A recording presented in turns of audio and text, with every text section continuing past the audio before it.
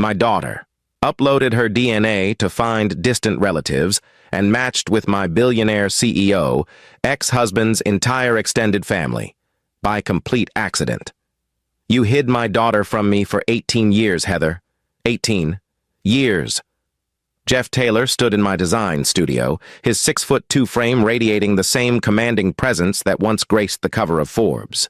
His blue eyes, the exact shade Abby inherited, burned with an intensity that made my hands shake as I gripped my desk. She wasn't yours to find, Jeff.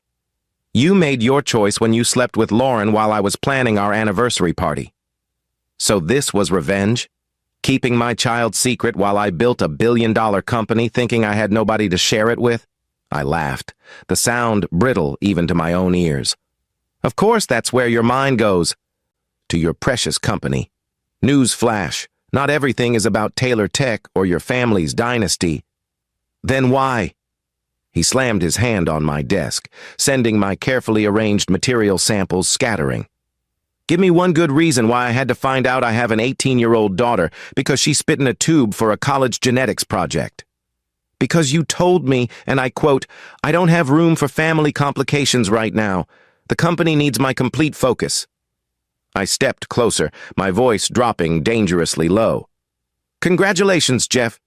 You got exactly what you wanted. No complications. Just a billion-dollar empire and an empty house. His face paled. Abby wants to meet me tomorrow. I know, she's an adult now and it's her choice. I crossed my arms, fighting back tears. But remember this, I raised her. I was there for every fever, every heartbreak, every triumph. You're just the DNA match that ruined my Tuesday. Have you ever had your entire life unravel because of a mail-order DNA test? Hit subscribe now if family secrets fascinate you, because this genetic bombshell is about to explode in ways none of us saw coming. The morning that changed everything started like any other Tuesday. I was in my home office reviewing fabric samples for the Miller Lake House project when my phone lit up with Abby's face.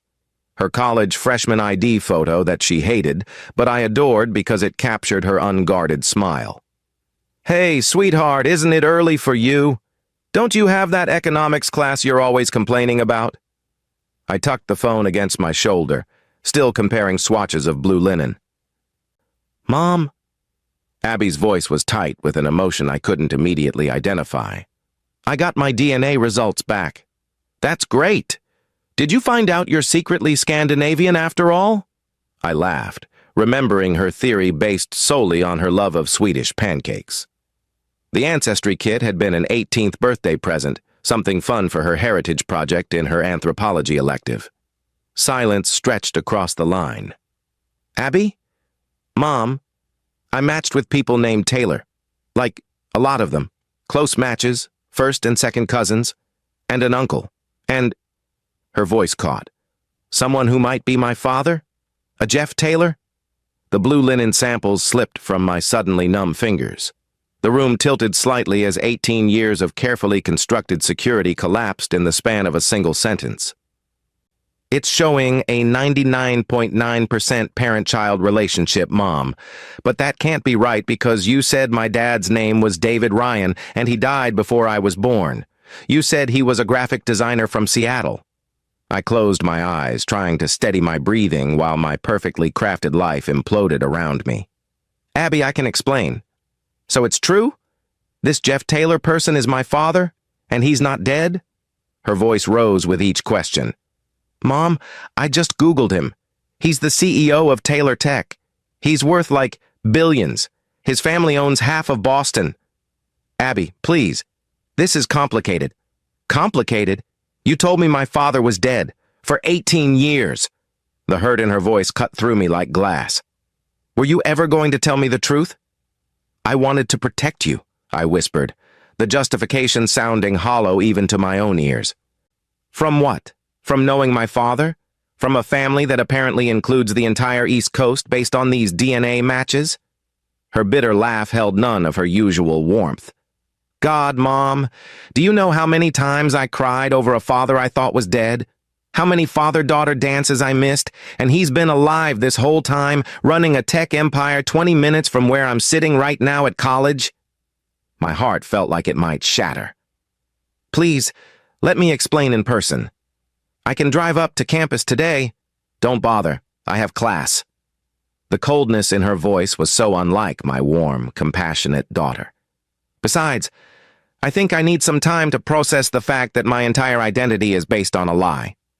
The call ended, leaving me staring at my phone in the suddenly too quiet house. 18 years of secrets, of careful omissions and outright fabrications, all undone by a plastic tube and a sale on ancestry kits. I'd known this day might come. In the age of social media and DNA databases, secrets were increasingly difficult to keep. But I'd gambled on probability, on the vastness of genetic combinations, on the unlikelihood of the Taylors, who prided themselves on privacy and exclusivity, voluntarily submitting their DNA to public databases.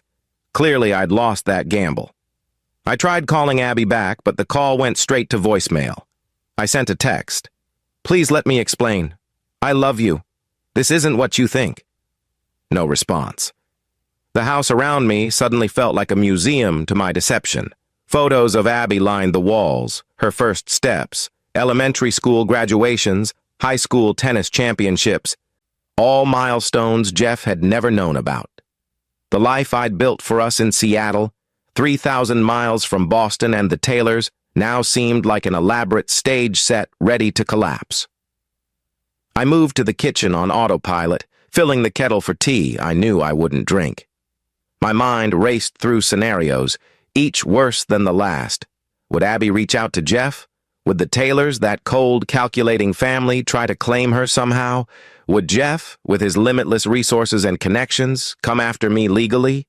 Before I could spiral further, my phone pinged with a text. I lunged for it, but it wasn't from Abby. Unknown number. Is this Heather Ryan? This is Ben Taylor, Jeff Taylor's cousin. We need to talk about the DNA match to Abigail Ryan. Please call me at this number as soon as possible.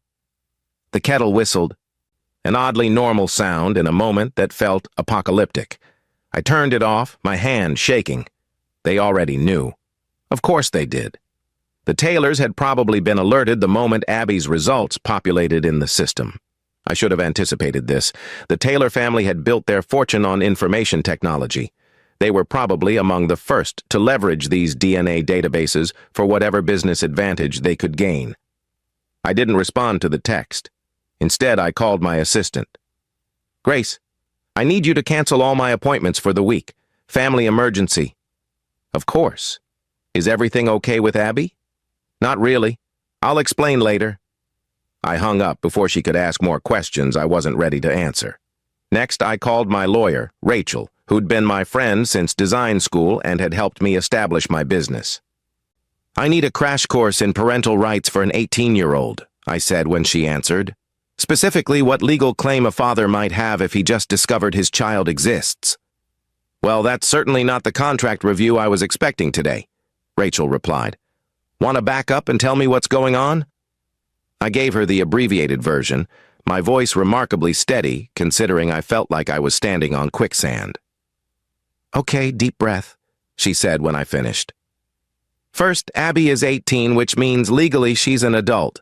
No one, not you, not her biological father, can force her to do anything. Second, while he could potentially pursue you for denying him his parental rights all these years, the statute of limitations might protect you. It's complicated. What about grandparental rights? Could his family force a relationship with her? Not with an adult, no. But Heather, are you sure legal protection is what you need right now? It sounds like the bigger issue is Abby finding out you've been lying to her. Her words hit like a physical blow. I was protecting her, I insisted. From what? It was the same question Abby had asked, and I still didn't have a good answer, at least, not one that didn't sound self-serving in the harsh light of discovery. After promising to research my legal position further, Rachel ended our call with a gentle suggestion that honesty might be my best strategy now. Secrets have a way of causing more damage than the truth, even when the truth is painful. I spent the rest of the day alternating between calling Abby, straight to voicemail, and staring at the text from Ben Taylor. By evening, I'd drafted and deleted dozens of responses to him, ranging from polite deflection to outright hostility. Finally, I settled on simple acknowledgement. "This is Heather. I'm dealing with this situation with my daughter first. I'll contact you when we're ready." His response came almost immediately. "Jeff knows. The whole family knows. Better to get ahead of this." I turned off my phone. That night, I pulled out the small lockbox from the back of my closet, the one place where I'd allowed myself to keep remnants of my past life. Inside was a thumb drive with photos I couldn't bear to delete but couldn't stand to look at either. Our wedding day, our honeymoon in Greece, the early days at Taylor Tech when Jeff was still passionate and present rather than obsessed and absent. I didn't look at the photos. Instead, I pulled out the small velvet pouch tucked in the corner of the box.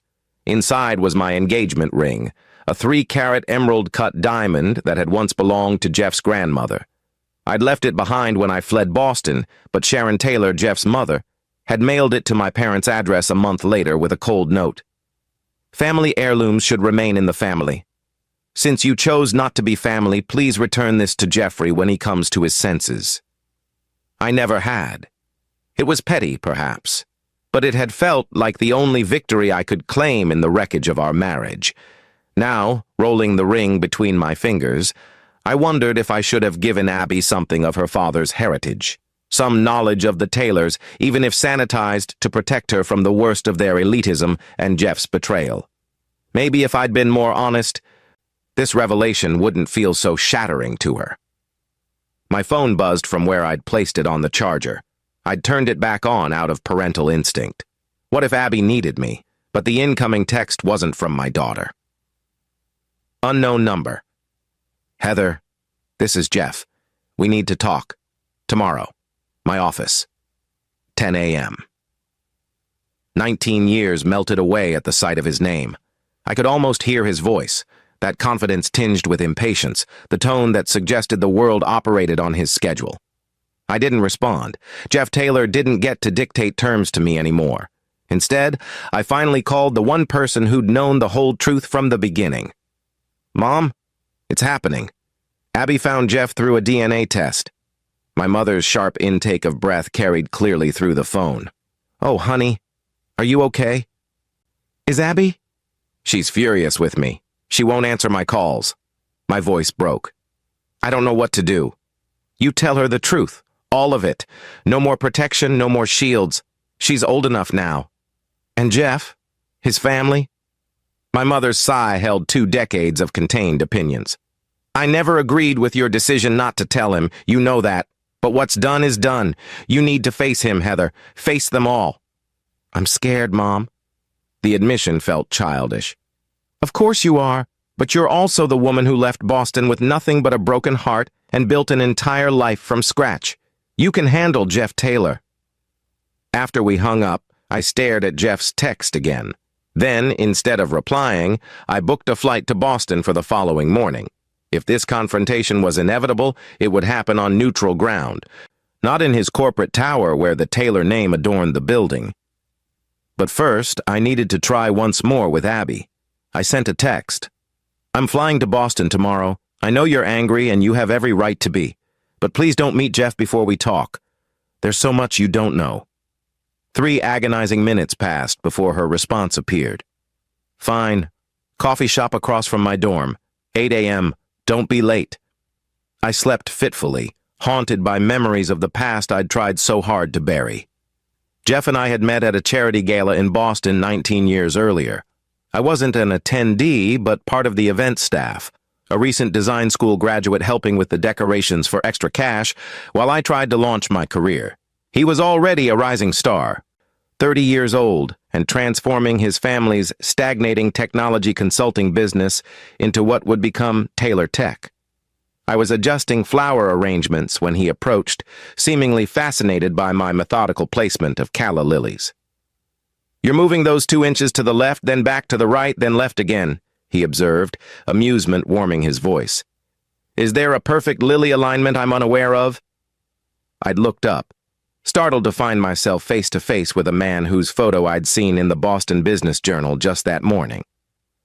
The lighting changes the shadows.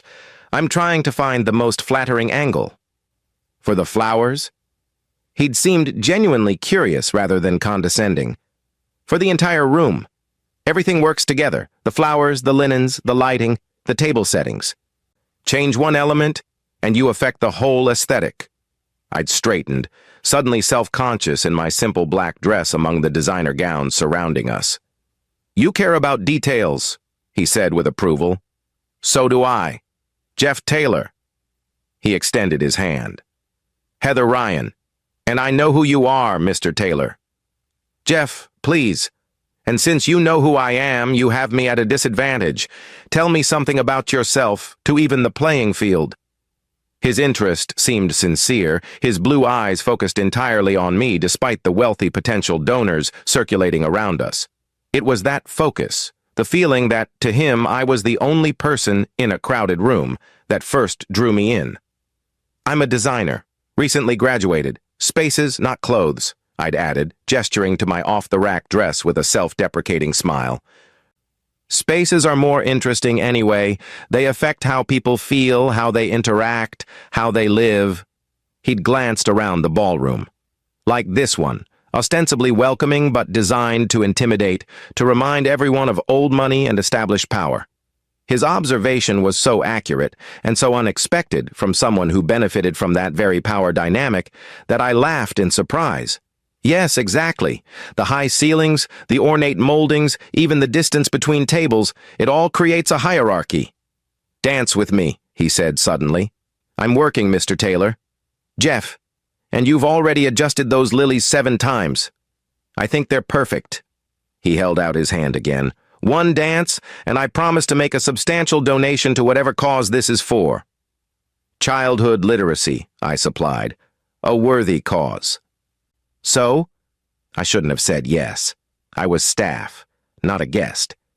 But something in his genuine interest, the way he'd noticed details others overlooked, made me place my hand in his. One dance turned into 2. Then a conversation that lasted until the event coordinator shot me warning looks. Jeff had asked for my number, and I'd hesitated, aware of the vast gulf between our worlds. I design spaces that make people feel comfortable and at home, I'd told him.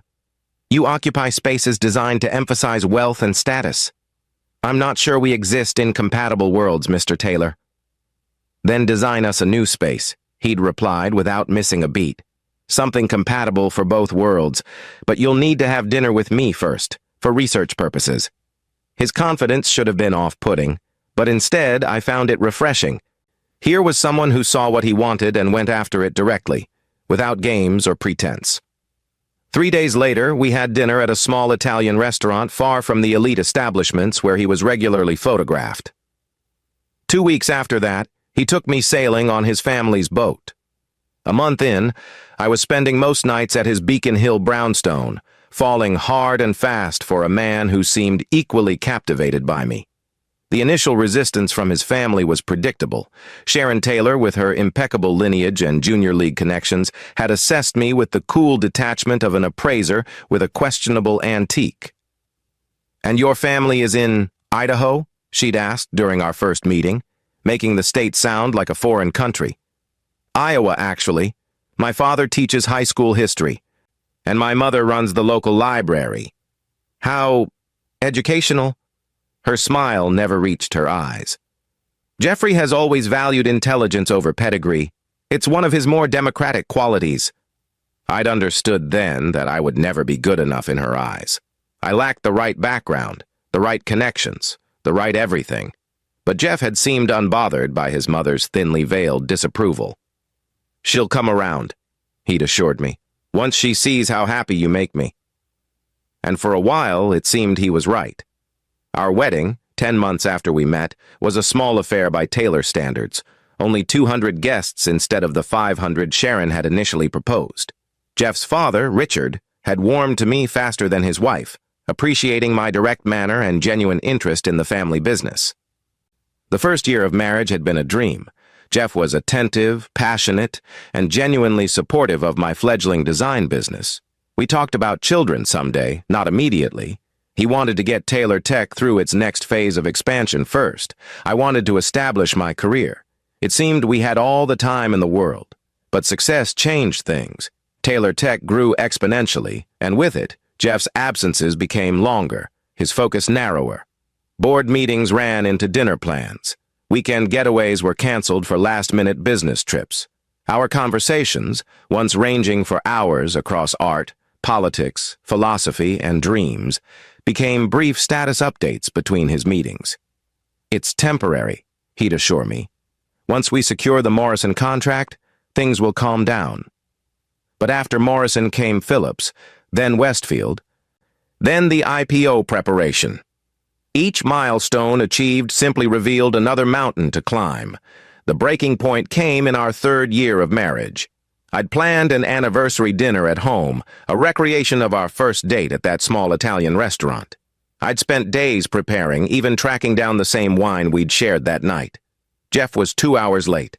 When he finally arrived, Lauren Chen, his chief operating officer, was with him. They were riding the high of a successful pitch meeting, their energy vibrating between them in a way that made my carefully prepared dinner feel like an intrusion rather than a celebration. "We need to go over these projections tonight," Lauren had explained, not quite meeting my eyes. "The client wants revised numbers by morning." "It's our anniversary," I'd said quietly.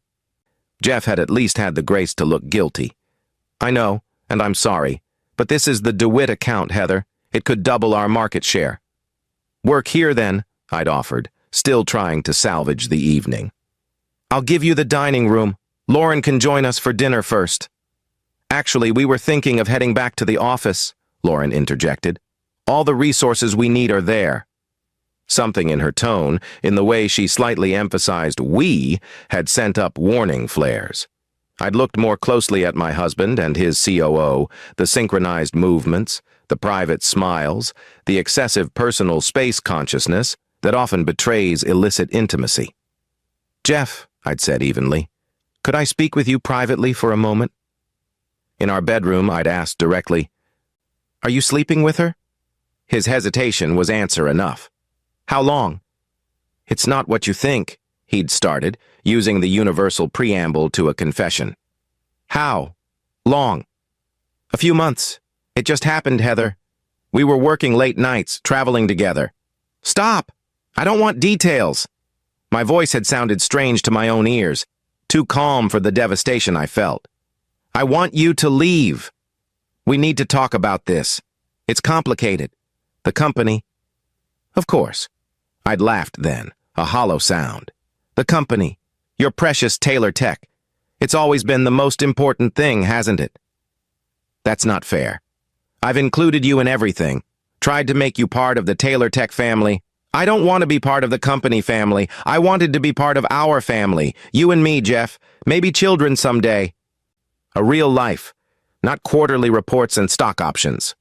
His expression had shifted then, from guilt to something harder. "Children? Heather, we agreed to wait. I don't have room for family complications right now. The company needs my complete focus." Apparently not so complete that you couldn't find time to screw your COO. It had deteriorated from there. Accusations, recriminations, the painful excavation of our marriage's slow collapse. By morning, I was packing a suitcase. The divorce was swift and clinical, like excising a tumor.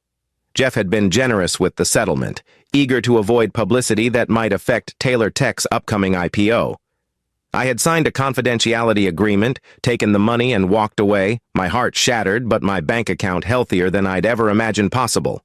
6 weeks later, I discovered I was pregnant. My first instinct had been to call Jeff. We were divorced, but surely he had a right to know he was going to be a father. I'd actually dialed his personal number, the one few people had. But before I could press call, I'd seen the news alert on my laptop screen. Taylor Tech CEO Jeff Taylor and COO Lauren Chen make first public appearance as a couple at Mastech Awards. The accompanying photo showed them arriving at the gala, Lauren resplendent in a designer gown, her hand possessively on Jeff's arm. They were both beaming, the picture of successful ambition, professional and personal alignment in one perfect package. In that moment, fury overrode obligation. Why should I tell him? He had made his choice, Lauren Taylor Tech. his carefully ordered life without family complications. Why insert myself and an unexpected child into that narrative? I deleted his number from my phone and booked a flight to Seattle the next day. The Pacific Northwest offered everything Boston didn't: distance from the Taylors, relative anonymity, and a thriving design scene ready to embrace new talent. I'd used my divorce settlement to buy a small house and establish my design studio, focusing on residential projects that allowed for flexible hours once Abby arrived.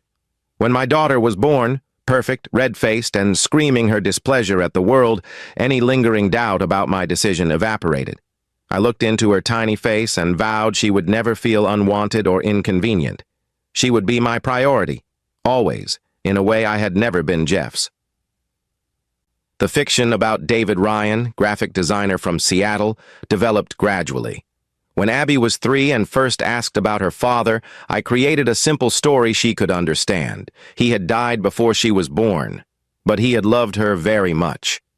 As she grew older, I added details. He had my green eyes, a genetic impossibility with Jeff's dominant blue, but she was too young to question it. He was creative like her. He had been kind and funny. I built my design business steadily over the years, gaining recognition for my clean aesthetic and client-centered approach. By the time Abby was in high school, Heather Ryan Designs was successful enough to afford her tennis lessons, summer camps, and eventually tuition at Northeastern University in Boston. The irony of her choosing a school in the city I'd fled hadn't escaped me. But Boston was a big place, and the likelihood of her crossing paths with the Taylors seemed remote. Jeff had become even more prominent in the tech world. Taylor Tech, now a major player with global reach. The divorce was ancient history. Lauren Chen was long gone from both the company and Jeff's life, according to the occasional news articles I allowed myself to read, and I doubted the Taylors thought about me at all, until a simple DNA test connected my carefully constructed present to my deliberately abandoned past. The coffee shop across from Abby's dorm was crowded with bleary-eyed students when I arrived at 7:55 the next morning. I'd taken the earliest flight from Seattle, landing at Logan Airport barely an hour earlier, with just enough time to rent a car and navigate Boston's morning traffic to Northeastern's campus. Abby was already there, hunched over her laptop at a corner table, her dark hair so much like mine, falling forward to shield her face. She didn't look up when I slid into the chair across from her. "Abby," I said softly, "thank you for meeting me."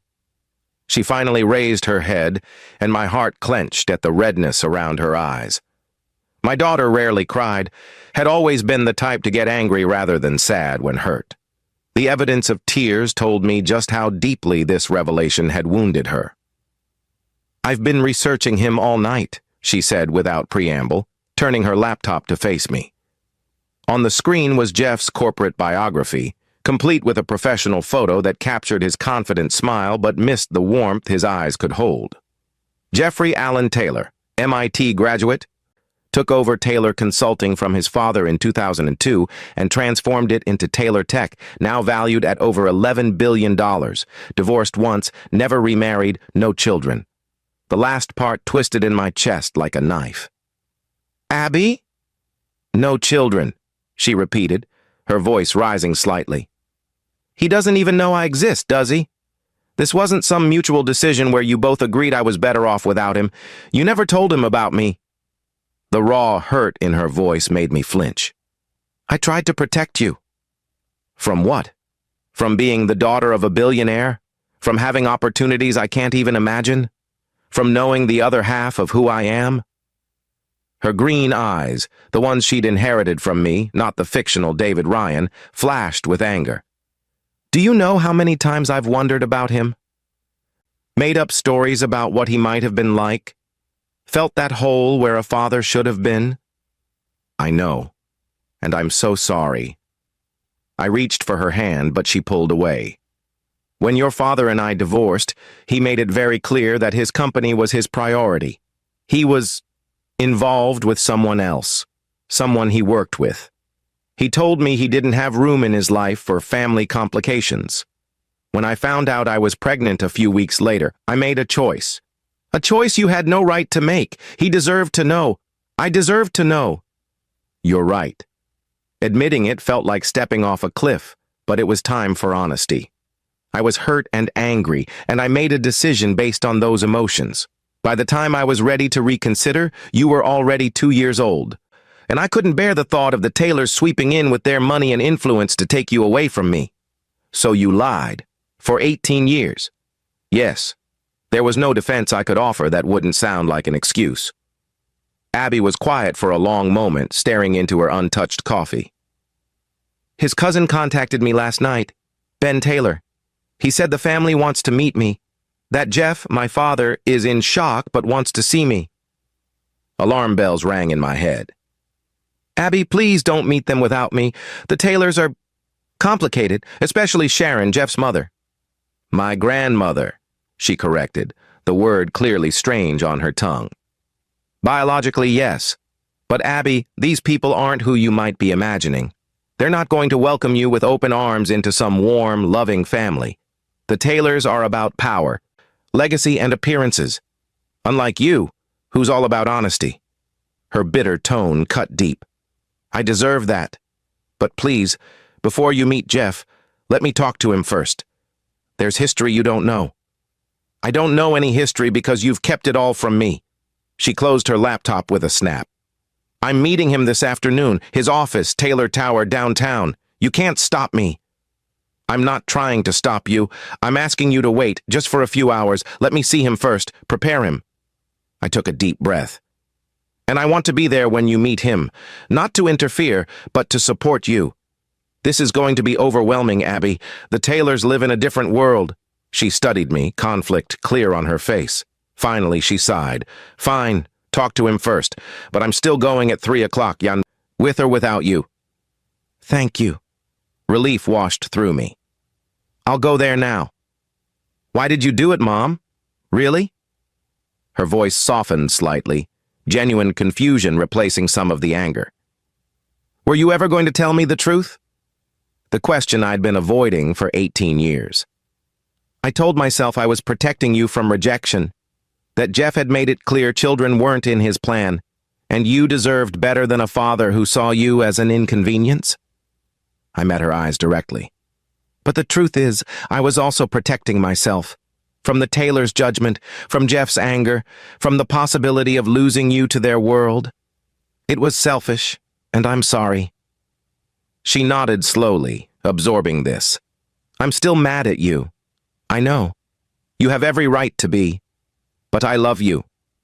And I know you've been an amazing mom. She blinked back, fresh tears. I just don't understand why that had to come at the expense of knowing my father. It shouldn't have. That's on me, not him.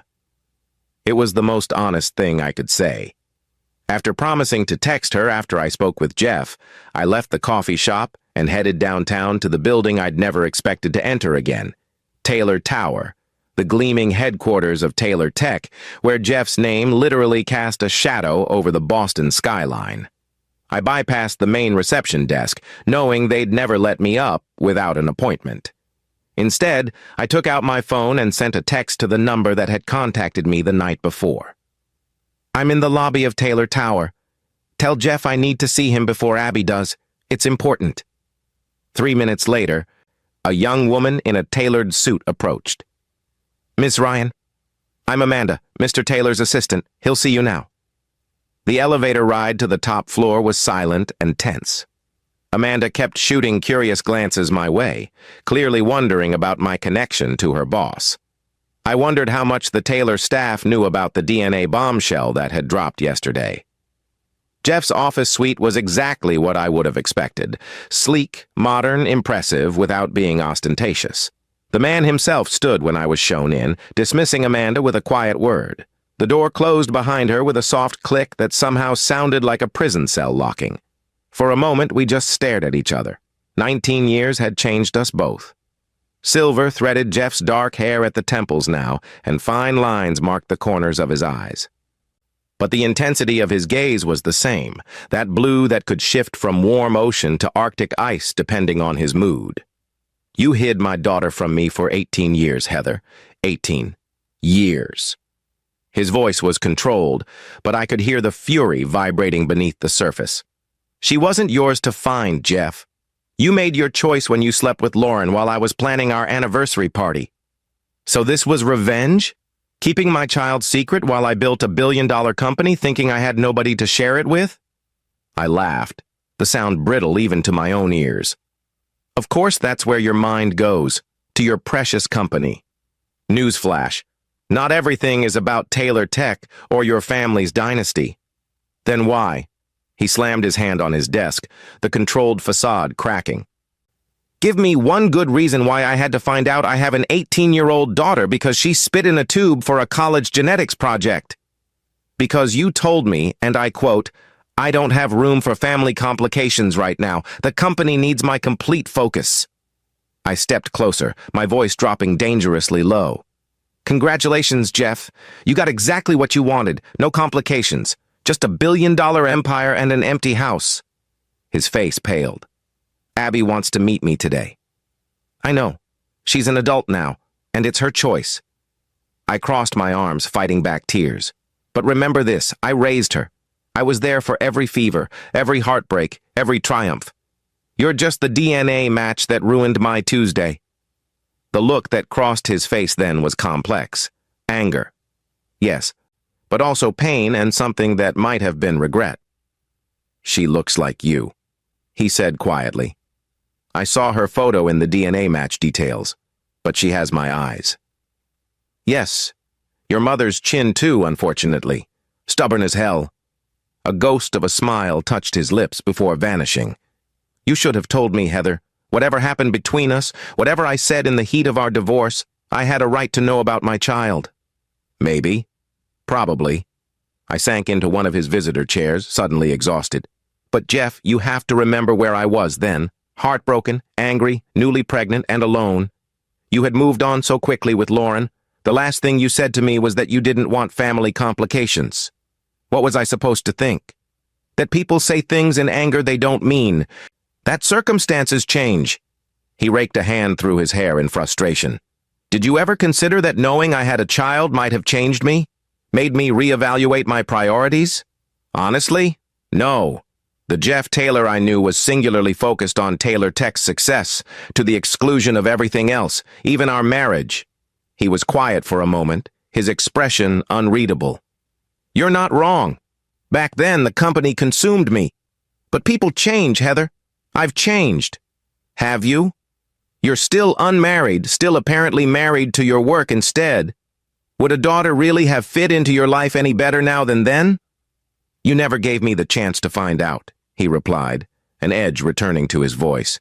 You made that decision for both of us, for all three of us.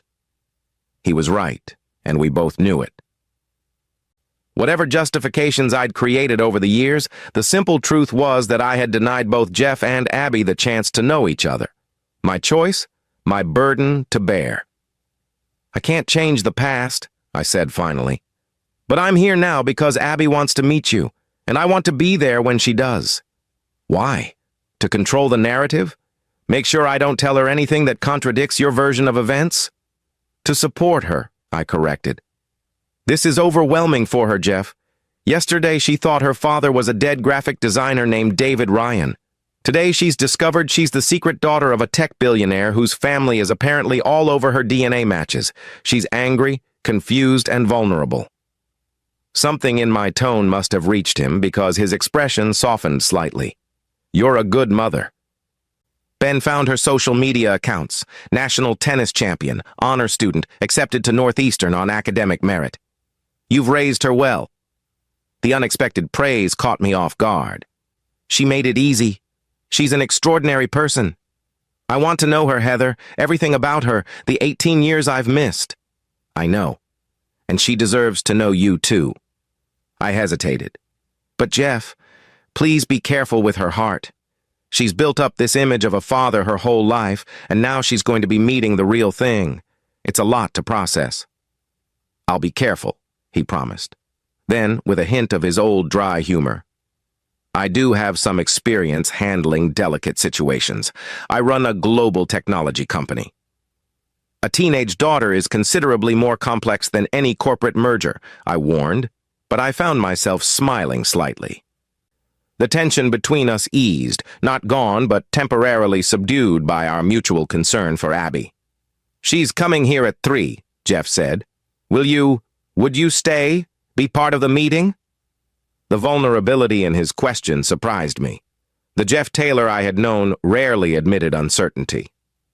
"Yes, I'll stay, for Abby's sake."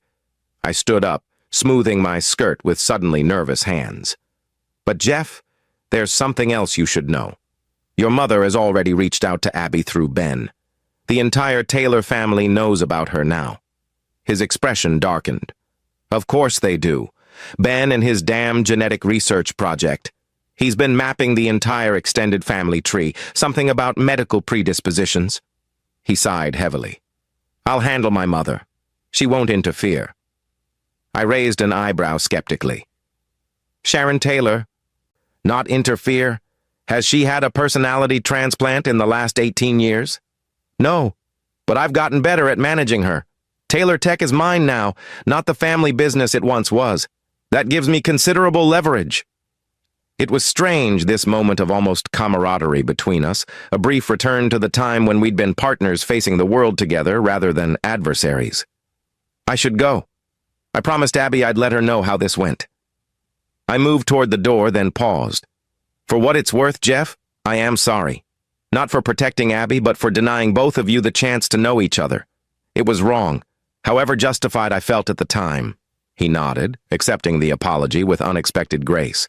3 o'clock, then." 3 o'clock. As I left Taylor Tower, the Boston skyline gleaming in the late morning sun, I felt a strange mix of dread and relief. The secret I'd carried for 18 years was finally out, the weight of it lifted even as new complications loomed on the horizon.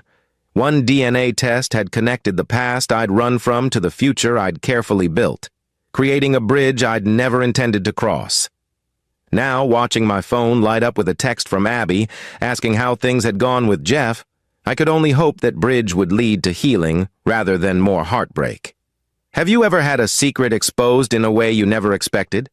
Hit that like button if you've experienced the power of DNA to reveal hidden truths, and subscribe now to hear what happened when Abby finally met the father she never knew existed and the wealthy family that was suddenly claiming her as their own. After leaving Taylor Tower, I found a small cafe a few blocks away, needing time to process the confrontation with Jeff before updating Abby. The Jeff I'd just spoken with wasn't entirely the man I remembered. There was a maturity to him that had been absent 19 years ago, a depth I hadn't expected. It unsettled me, this hint that perhaps he had changed as he claimed. I ordered coffee and sent Abby a brief text. "Spoke with Jeff. He's looking forward to meeting you at 3. I'll be there too, if that's okay with you." Her response came quickly. "Fine. See you then." The terseness hurt, but I understood it.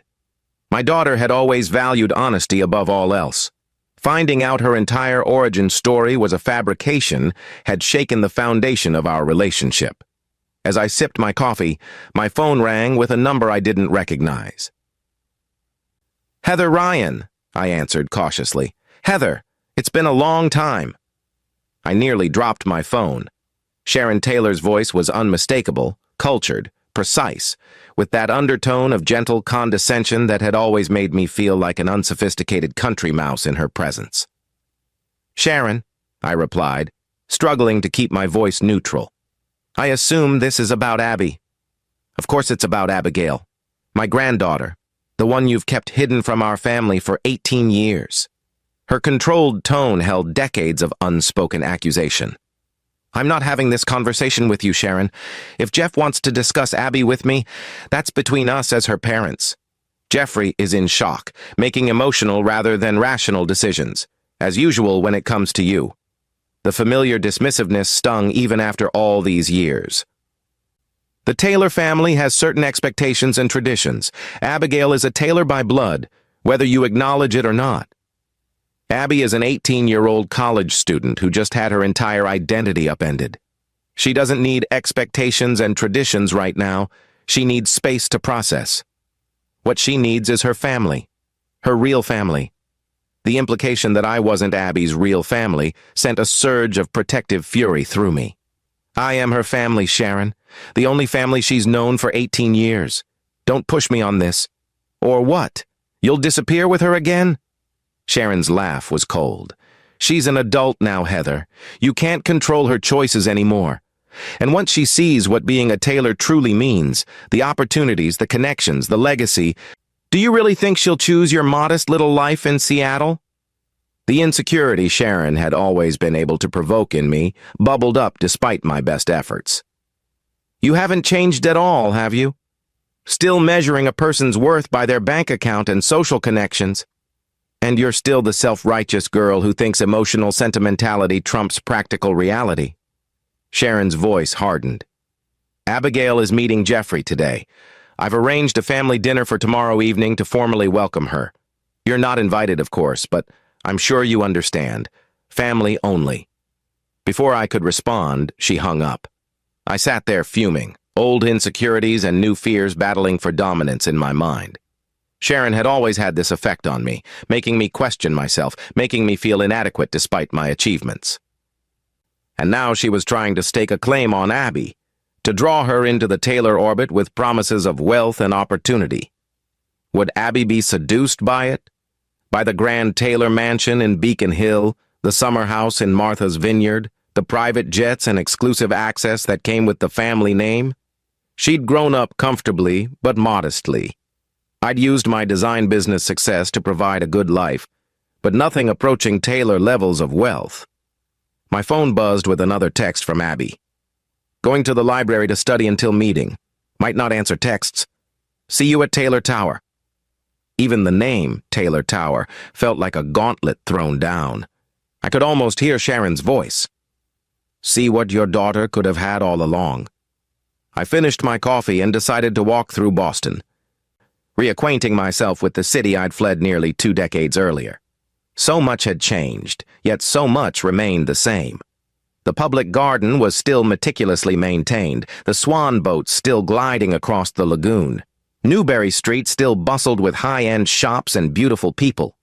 I had loved Boston once, loved the history, the culture, the academic energy that pulsed through a city with more universities per square mile than almost anywhere else. I'd felt sophisticated and cosmopolitan walking these streets on Jeff's arm, entering restaurants where they knew his name, attending gallery openings where artists sought his patronage. But I'd also felt like an imposter, always aware of the sidelong glances from Boston society women who saw my lack of pedigree as clearly as if it had been stamped on my forehead. Sharon had introduced me at social functions with the careful qualification, Jeffrey's wife from Iowa, as though my Midwestern origins were an exotic curiosity requiring explanation. I wondered if Abby would face the same subtle judgment. She was a Taylor by blood, but she'd been raised by me, far from Boston's elite circles. Would they accept her fully, or would she always carry the taint of her mother's ordinary background?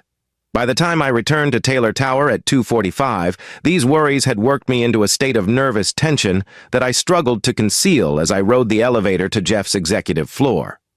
Amanda showed me to a conference room rather than Jeff's office, a more neutral setting for this momentous meeting. Jeff was already there, pacing by the floor-to-ceiling windows that offered a panoramic view of Boston Harbor. He turned when I entered, and I was struck again by how time had changed him. The ambitious young executive had matured into a commanding presence. Confidence settled deep in his bones now, rather than worn like an expensive suit. She just texted. She's in the lobby, he said without preamble, uncharacteristic nervousness in his voice.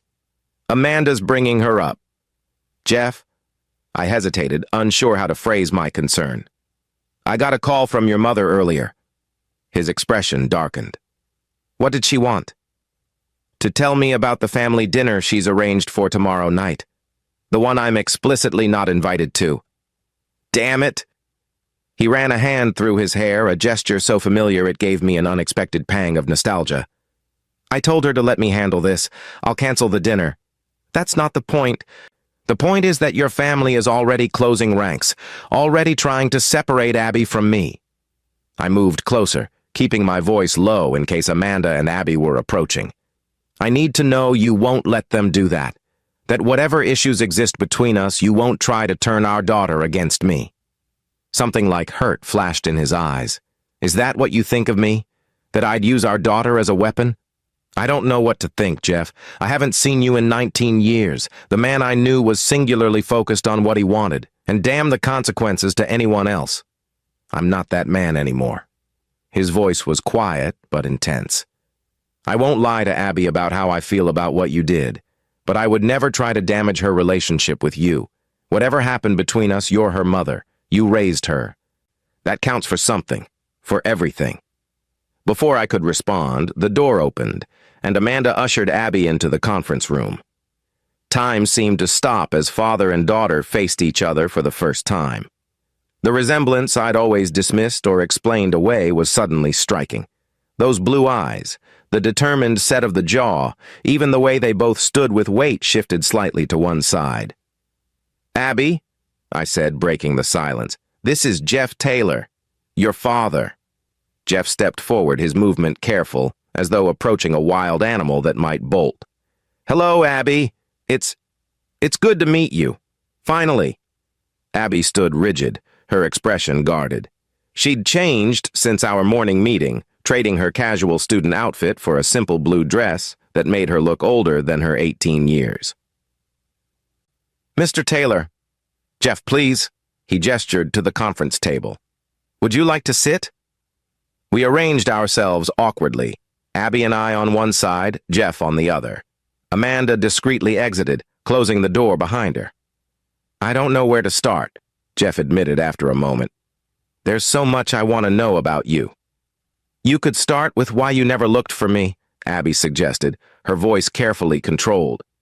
"Or did you not know I existed until yesterday?" Jeff's gaze flicked to me briefly. "I didn't know. Your mother and I divorced before she knew she was pregnant. She made a decision not to tell me." "Why?" Abby turned to me, the hurt in her eyes piercing my heart. "It's complicated, sweetheart. I'm not a child anymore, Mom. I deserve the unvarnished truth. Both of you." Her gaze swung between us. "No more protecting me. No more convenient stories." Jeff and I exchanged a glance, years of shared history passing between us in that brief look. "Your mother and I had a difficult divorce," Jeff began carefully. "I had made professional choices that damaged our marriage. I was unfaithful." He stated this baldly, not trying to soften it. "And when Heather confronted me, I said things I deeply regret, about prioritizing my company, about not wanting family complications. So when I found out I was pregnant a few weeks later, I made a choice," I continued. "A choice that felt right at the time, but that I've questioned many times since. I decided not to tell Jeff about you, to raise you on my own, far from Boston and the Taylor family influence." "You didn't think I deserved a father?" Abby asked, her voice smaller than I'd heard it in years. "I thought you deserved better than a father who saw you as an inconvenience," I answered honestly. "And I was afraid the Taylors would use their money and influence to take you from me. Afraid Jeff would be an inconsistent presence, dropping in and out of your life when it suited his schedule." "I might have been back then," Jeff acknowledged, surprising me with his candor. "I was obsessed with Taylor Tech's success, with proving myself to the board, to my father, to the tech world. I'd like to think knowing about you would have changed my priorities, but I can't say for certain it would have." "So you're saying Mom was right to keep me from you?" Abby looked confused. "No." Jeff's answer was immediate and firm. "I'm saying I understand her fear. But it wasn't her decision to make. It was mine too. And yours. And now? What happens now?" Abby looked between us, suddenly seeming very young despite her poised exterior. "That's up to you," Jeff said gently. "I'd like to be part of your life, to get to know you, to make up for lost time if that's possible. But I understand if you need time. This is a lot to process. Your grandmother, Jeff's mother, has arranged a family dinner for tomorrow night," I added reluctantly. "But you don't have to go if you're not ready. Actually, I'd like to meet them." Abby straightened in her chair. "All of them. I have questions about medical history, family background, genetics." I noticed she didn't mention emotional connection, just practical information. My pragmatic daughter was trying to approach this rationally, to keep her feelings protected. "Of course," Jeff agreed. Whatever you want to know. But Heather's right. You don't have to rush into anything. My family can be overwhelming. I'm not fragile. A flash of that stubborn Taylor chin. I can handle meeting my relatives. I know you're not fragile, Abby, I said softly. But this is uncharted territory for all of us. It's okay to take it slowly. I've already lost 18 years with my father. I don't want to waste more time. There was an undercurrent of accusation in her voice that made me flinch. Jeff must have noticed because he intervened. Abby, whatever happened in the past, your mother has always acted out of love for you. I hope you know that. His defense of me was unexpected and touched something deep inside that I quickly suppressed. This wasn't about us. It was about Abby. Tell me about yourself, Jeff continued, changing the subject. I know the basics from what I could find online. Tennis champion, honor student at Northeastern. Studying what? Business. Environmental science with a minor in data analytics. Abby relaxed slightly on more comfortable ground. I'm interested in how technology can help address climate change. Data analytics, Jeff repeated with a small smile. The Taylor tech gene shows itself. I thought I got it from Mom's side. She always said my grandfather, her father, was good with numbers. The lie I'd constructed to explain away Abby's natural aptitude for mathematics hung awkwardly in the air. Your grandfather, my father, was actually a history teacher, I admitted quietly. The numerical ability comes from the Taylor side. Jeff's father was a financial analyst before starting the family consulting business. What else did you lie about? The hurt in Abby's voice was palpable. I tried to incorporate as much truth as possible, I said. Your artistic talent does come from my side. Your competitive spirit, that's all you, though the Taylors certainly have their share of ambition. Your love of the ocean, Jeff interjected gently. That might be from me. I sailed competitively in college, and some of my happiest memories are on the water.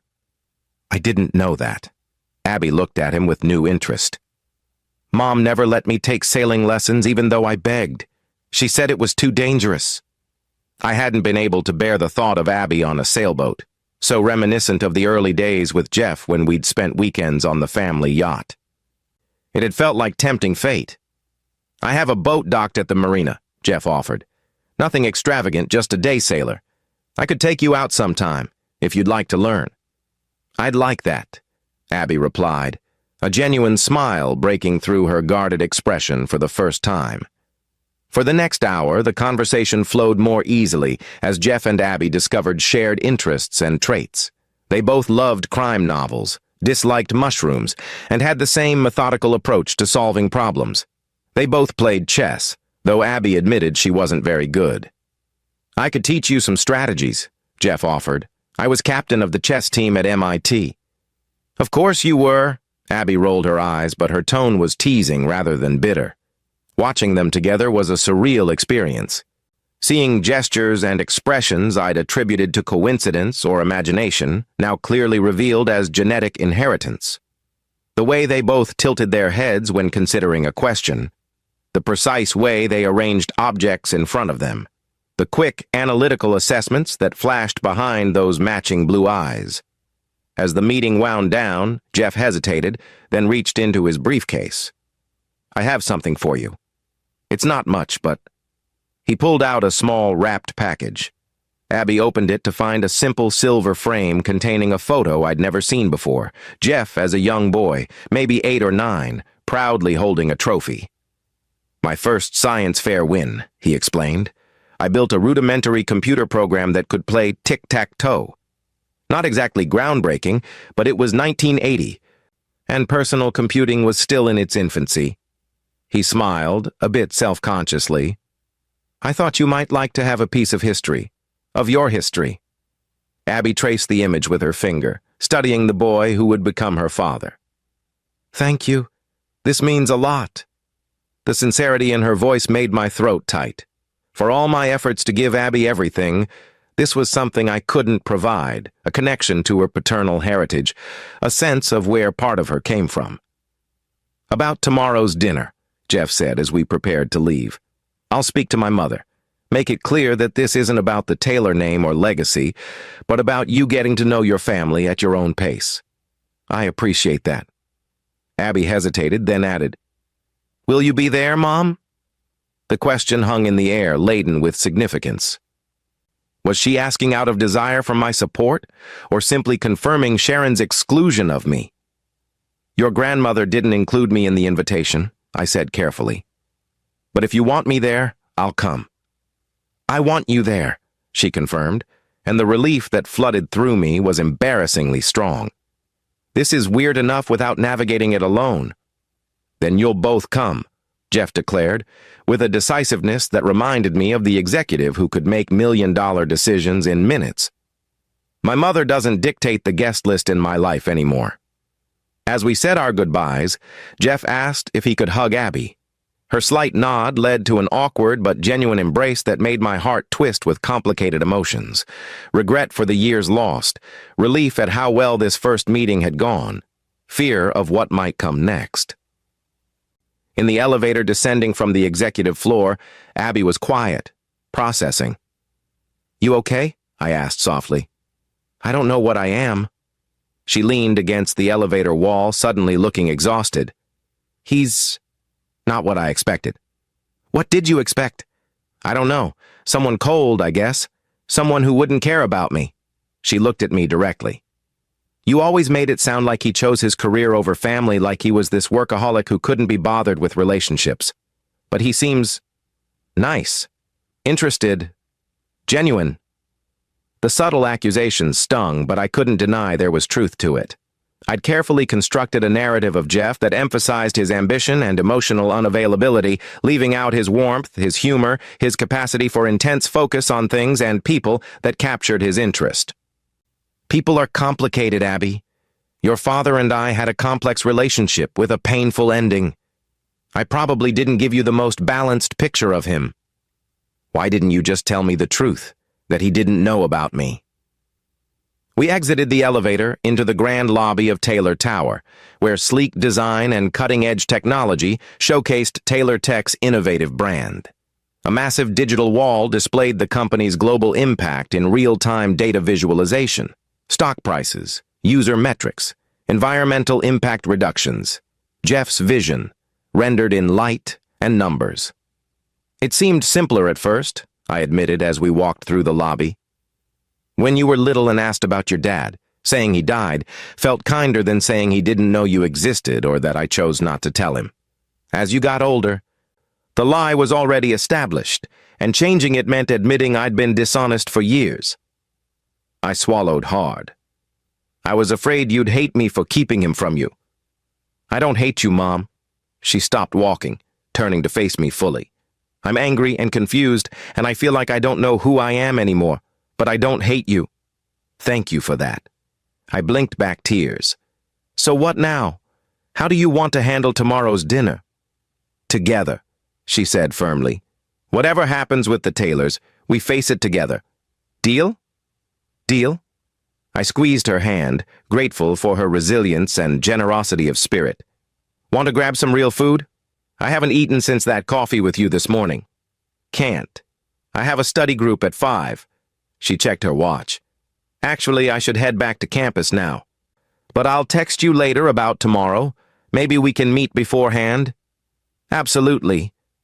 I watched her walk away, her confident stride carrying her through the revolving doors and into the Boston afternoon. My daughter navigating this impossible situation with more grace than I'd shown in creating it. My phone buzzed with a text from Jeff. "I think that went well. Thank you for being there. For what it's worth, you've raised an extraordinary young woman." I stared at the message, unsure how to respond. Finally, I settled on simple honesty. She is extraordinary. And yes, it went better than I feared. See you tomorrow night. Back in my hotel room, I called my mother to update her on the day's events. She listened patiently as I recounted the meetings with Jeff and Abby, the unexpected call from Sharon, and the impending family dinner. "So you'll be dining with the Taylors again," she observed when I finished. "Full circle." "Not by choice. I'm only going to support Abby." My mother's skeptical hum spoke volumes. And how did it feel, seeing Jeff again after all these years? Complicated. I sank onto the hotel bed, kicking off my shoes. He's changed, Mom. Or maybe he hasn't, and I'm just seeing what I want to see. But he was kind, understanding even. He defended me to Abby. People grow, Heather.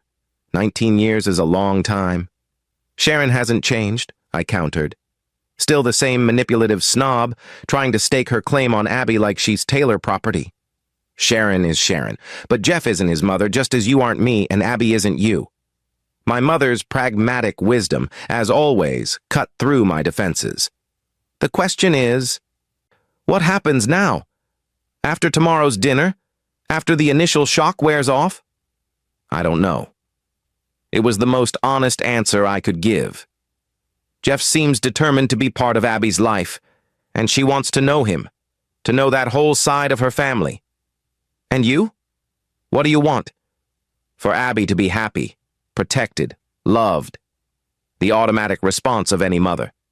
That's not what I asked, Heather. What do you want? The question caught me off guard. What did I want? I'd spent 18 years focusing on what Abby needed, what was best for her, rarely considering my own desires beyond professional success and financial security. I don't know, I admitted finally. I guess I want peace, resolution, maybe forgiveness, though I'm not sure I deserve it. From Abby or from Jeff? Both, I whispered, acknowledging a truth I'd been avoiding. But I don't know if either of them can truly forgive what I did. Give them time, and give yourself some grace too. My mother's voice softened. You made a choice you thought was right at the time. That's all any of us can do.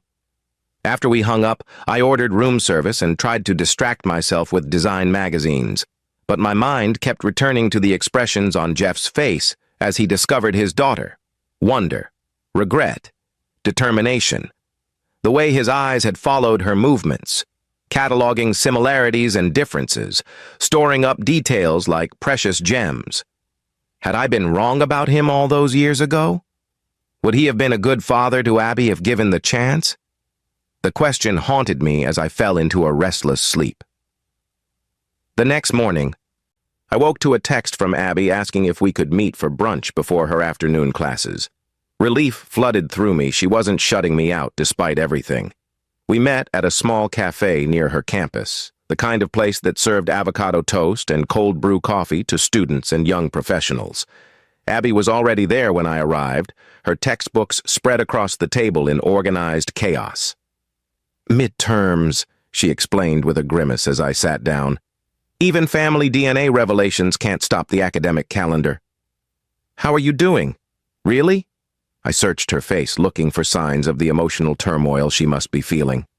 Honestly, I keep cycling through emotions. One minute I'm furious with you, the next I'm excited about having this whole new family. Then I'm terrified they'll hate me or judge me or try to change me. She pushed a strand of hair behind her ear, a nervous habit she'd had since childhood. Ben, Jeff's cousin, called me this morning, asked if I wanted to get coffee before the big dinner tonight. Apparently, he's the family geneticist or something. The one who found you through the DNA database, I noted, wariness creeping into my voice. Yeah, he seems nice, though. Not pushy or judgmental. Just curious. She fiddled with her coffee cup. I said yes. We're meeting at 4. Are you sure that's a good idea? Meeting him alone before the family dinner? Mom. Her tone held a warning. I'm an adult. I can have coffee with my cousin, second cousin, whatever he is. I know. I held up my hands in surrender. I just want you to be careful. The Taylors are complicated, so you've said, multiple times. She sighed. But they're my family too, Mom. I have a right to know them, to form my own opinions about them. You're right, I'm sorry. I reached for her hand across the table. This is just hard for me. I've spent 18 years being your only parent, your primary family. Sharing you feels strange. Her expression softened. You're still my mom. That doesn't change because I suddenly have a father and a bunch of relatives I never knew about. Thank you for that. I squeezed her hand gently. So, about tonight. What are you planning to wear? She rolled her eyes at the typical mom question. I don't know. Is this a formal thing? Should I be worried about using the wrong fork? Knowing Sharon, probably. The Taylors don't do anything casually. I tried to keep my tone light, but old anxieties resurfaced. I could take you shopping this afternoon if you want. Find something appropriate, but still you. That would be nice. Her smile was tentative, a small peace offering. Like old times.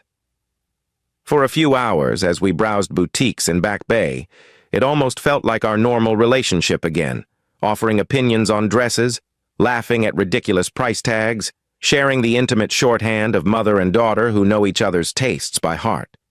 We settled on a simple but elegant navy blue dress that brought out her eyes, Jeff's eyes, and complemented her athletic build. As she studied herself in the boutique mirror, a shadow crossed her face. What is it? I asked. I'm just thinking about all the things I don't know about myself. She smoothed the dress over her hips. Medical history, genetic traits, family tendencies, like, does heart disease run in the Taylor family? Cancer? Mental illness? Are there cousins who look exactly like me that I've never met? Those are valid questions, I acknowledged, and ones you deserve answers to. Did you ever think about that? When you decided not to tell Jeff about me? That you were cutting me off from half my medical history? The direct question stung. I did, actually.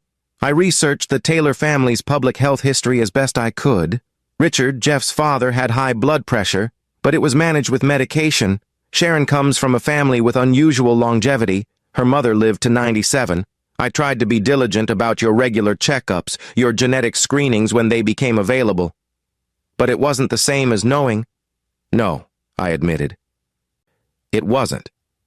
After shopping, we parted ways. Abby to meet Ben for coffee, me to return to my hotel to prepare for the evening ahead. As I dressed for dinner, selecting a simple black sheath dress that had served me well in multiple client meetings, I felt like I was armoring myself for battle. The Taylor family dinner, a scenario I'd both dreaded and never truly believed would happen. Jeff texted that he would pick us both up at Abby's dormitory, a practical solution that also provided a united front as we entered the Taylor stronghold. When I arrived at Abby's building, he was already waiting in the lobby, dressed in a tailored suit that probably cost more than my monthly mortgage payment. Heather, he greeted me with a nod, his expression unreadable. Thank you for coming tonight.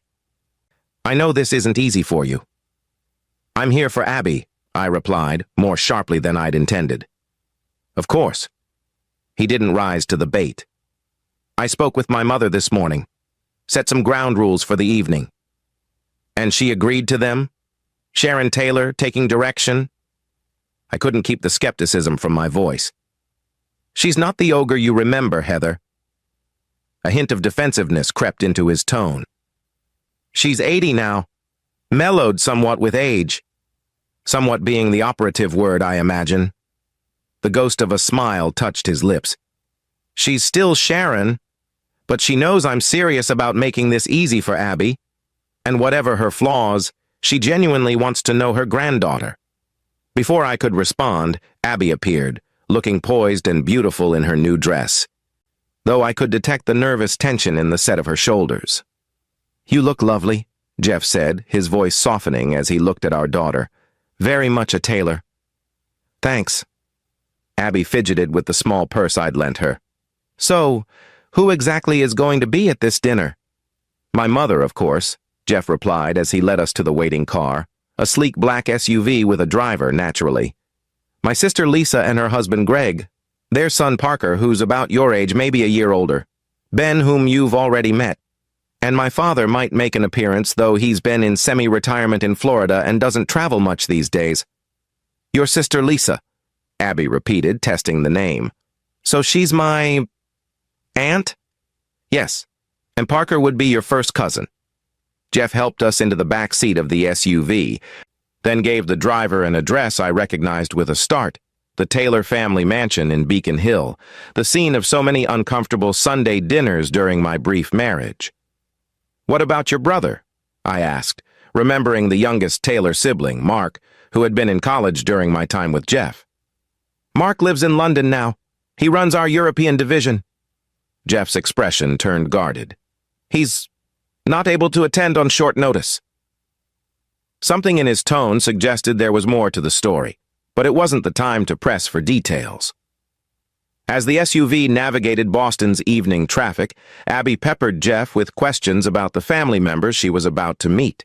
He answered patiently, giving her a brief Taylor family primer that was notably balanced, acknowledging Sharon's formidable personality and penchant for manipulation, while also noting her philanthropy and fierce protection of family. Describing Lisa's warmth and artistic interests that might align with Abby's own creative side, explaining Ben's scientific background and genuine enthusiasm for connecting with newfound relatives. I watched Abby absorbing this information, mentally preparing herself for the evening ahead, and felt a surge of pride at her composure. My daughter had always been adaptable, resourceful in new situations, but this was testing those qualities to their limits. The SUV pulled up to the imposing brick mansion, its windows glowing with warm light that belied the emotional complexity waiting inside. A house I'd last seen 19 years earlier, walking out with a suitcase and tear-stained cheeks, vowing never to return. Yet here I was, about to cross that threshold again, with the daughter no one inside had known existed until 2 days ago. Jeff must have sensed my hesitation because he touched my arm briefly. "It'll be fine. We'll get through this together for Abby's sake." The unexpected "we" caught me off guard. For 19 years, there had been no "we" between Jeff Taylor and me. Only the memory of a failed marriage and the secret of a child he never knew. Now, as we ascended the steps to his family home, the dynamics were shifting yet again, creating a new and uncertain reality none of us had anticipated. Is it possible to truly forgive someone who kept your child from you for 18 years? Hit that like button if you believe in second chances, and subscribe now to see what happens when Heather comes face to face with the Taylor family who once rejected her, but now claims her daughter as their own. The heavy oak door opened before Jeff could ring the bell, revealing Sharon Taylor herself, elegant as ever in a perfectly tailored pantsuit, her silver hair swept into a sophisticated updo. Time had etched more lines around her eyes and mouth, but she stood as straight and proud as she had 2 decades earlier. Her gaze swept over us, lingering longest on Abby, cataloging every feature with the precision of a jeweler assessing a rare gem. "Abigail," she said finally, her voice rich with an emotion I couldn't quite identify. "Welcome to your family home." Abby stiffened beside me. "Thank you for having us, Mrs. Taylor." "You must call me grandmother, dear. We are family. After all," Sharon's smile didn't quite reach her eyes as they shifted to me. "Heather, what a surprise to see you here." "Mom's here as my guest," Abby stated firmly, linking her arm through mine. "We're a package deal." I squeezed her arm gratefully, touched by her loyalty. "Of course," Sharon replied smoothly, though the tightening around her mouth revealed her displeasure. "Please, come in. Everyone is eager to meet you." The foyer was exactly as I remembered, marble floors, antique sideboard, oil paintings of stern-looking Taylor ancestors lining the walls. The house smelled the same, too, a combination of lemon polish, old books, and the faint floral notes of Sharon's signature perfume. Jeff placed a protective hand on Abby's back as we followed Sharon into the formal living room, where the rest of the family waited. I recognized Lisa immediately. She had the same blue Taylor eyes as Jeff and Abby, though her once blonde hair was now a stylish silver bob. Beside her stood a distinguished man with salt and pepper hair who must be Greg, her investment banker husband, a young man who could only be their son. Parker lounged on the sofa, his casual posture at odds with the formal setting. Ben, whom I'd never met, stood by the fireplace, younger than Jeff, with the same Taylor height, but a leaner build and scholarly demeanor that matched his genetics research background. "Everyone," Jeff announced, his voice carrying the authority of the family's de facto leader. "This is my daughter, Abby, and her mother, Heather, whom some of you already know." Lisa was the first to approach, her expression a mixture of curiosity and warmth. "Abby, it's wonderful to meet you. I'm your Aunt Lisa." She extended her hand, then seemed to think better of it and offered a quick, slightly awkward hug instead. "This is all quite a shock, but a lovely one." "Nice to meet you," Abby replied, her practiced social smile firmly in place. Ben stepped forward next. "We meet again, cousin. Glad you could join the family circus?" His casual tone and genuine smile seemed to relax Abby slightly. "You didn't mention the circus part over coffee," she joked back. Parker unfolded his lanky frame from the sofa, approaching with the confident swagger of a young man accustomed to privilege. "So, I have a cousin I never knew about." "Cool. I'm Parker, resident family disappointment and occasional tech support." "Parker," Lisa admonished, but there was fondness in her tone. "What? It's true." "Might as well be honest with our newfound relative." He grinned at Abby. "So you're at Northeastern? I'm finishing up at Boston College. Business major, but only because Dad threatened to cut me off if I pursued my true calling as a professional video game tester." This elicited a small but genuine laugh from Abby, the first real sign of her relaxing since we'd entered the house. Sharon cleared her throat. "Perhaps we could continue this delightful bonding over dinner. Ellis has prepared something special for the occasion." The dining room was intimidatingly formal: crystal chandelier, antique mahogany table that could seat 20, silver place settings that had probably been in the family for generations. I'd always hated meals in this room during my marriage, feeling scrutinized with every bite, every comment, every gesture. Now, watching Abby take in the grandeur with wide eyes, I worried about the impression all this opulence might make on a young woman accustomed to our comfortable but modest home in Seattle. We were seated strategically, Abby between Jeff and Ben, with Sharon at the head of the table, and me as far from her as possible, between Lisa and Parker. The message was clear. Abby was a tailor, being positioned within the family circle, while I was an outsider to be tolerated for appearance's sake. As the first course was served by the silent, efficient Ellis, the same butler who had served the family during my brief tenure as a tailor wife, Sharon raised her wine glass. "To unexpected blessings," she pronounced, her gaze fixed on Abby. "And to the continuation of the Taylor legacy." Jeff shot his mother a warning look, which she pointedly ignored. "So, Abby," Lisa began as we started on our salads, "Jeff tells us you're studying environmental science. That's fascinating. What drew you to that field?" "I've always been interested in how technology can help solve environmental problems," Abby replied, seeming grateful for the neutral topic. "Mom took me to a climate conference when I was 14, and I was hooked. She built a solar-powered water filtration system for her high school science project," I added proudly. "Won state and went to nationals." "A proper tailor mind," Sharon observed with satisfaction. "Innovation is in your blood, dear." "Mom's pretty innovative too," Abby countered, loyalty flashing in her eyes. Her design firm was one of the first to incorporate sustainable materials and energy-efficient systems as standard practice.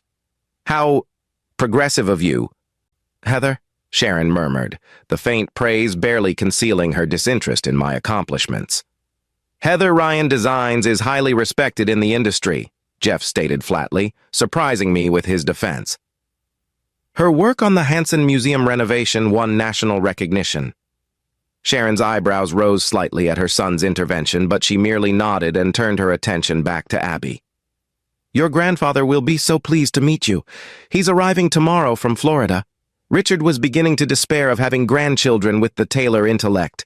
Parker here is more interested in entertainment than innovation." "Guilty as charged," Parker agreed cheerfully, seemingly immune to his grandmother's disapproval. Though in my defense, the gaming industry is worth billions. I'm just approaching the family business from a different angle. "And what about your mother, dear?" Sharon continued, ignoring Parker's comment. "I understand she's a librarian in Iowa, was it?" "My grandma runs the public library system for Cedar Rapids," Abby confirmed. "And my grandfather taught history before he retired. They're coming to visit next month for Parents' Weekend." "How nice." Sharon's tone suggested it was anything but. "And will they be staying with you in your dormitory?" "They usually get a hotel," Abby replied, a slight edge creeping into her voice. "Though I imagine they'd love to meet everyone while they're here." They've always been curious about my father's family, especially since they thought he was dead. The blunt statement landed like a bomb at the dinner table, creating a moment of awkward silence. Yes, well, Sharon recovered smoothly. We'll certainly arrange something appropriate. Now, Ellis has prepared your grandfather's favorite dessert, a family recipe for creme brulee that goes back 3 generations. As Ellis served dessert with the same silent efficiency, the conversation fragmented into smaller exchanges. Ben engaged Abby in a discussion about genetic inheritance and traits she might recognize in herself now that she knew her paternal origins. Lisa questioned me politely about Seattle and my design business, maintaining the pleasant facade that had always characterized our relationship. I found myself watching Jeff, seated across from me, as he observed his daughter interacting with his family. There was something protective in his posture, a readiness to intervene if Sharon or anyone else pushed too hard. It reminded me of the man I'd fallen in love with before ambition and family expectation had hardened him into someone I no longer recognized. After dinner, Sharon suggested a tour of the house for Abby. To see your heritage, dear. I tensed, anticipating some passive-aggressive exclusion, but to my surprise, Sharon looked directly at me. You're welcome to join us, Heather. I imagine some things have changed since you were last here.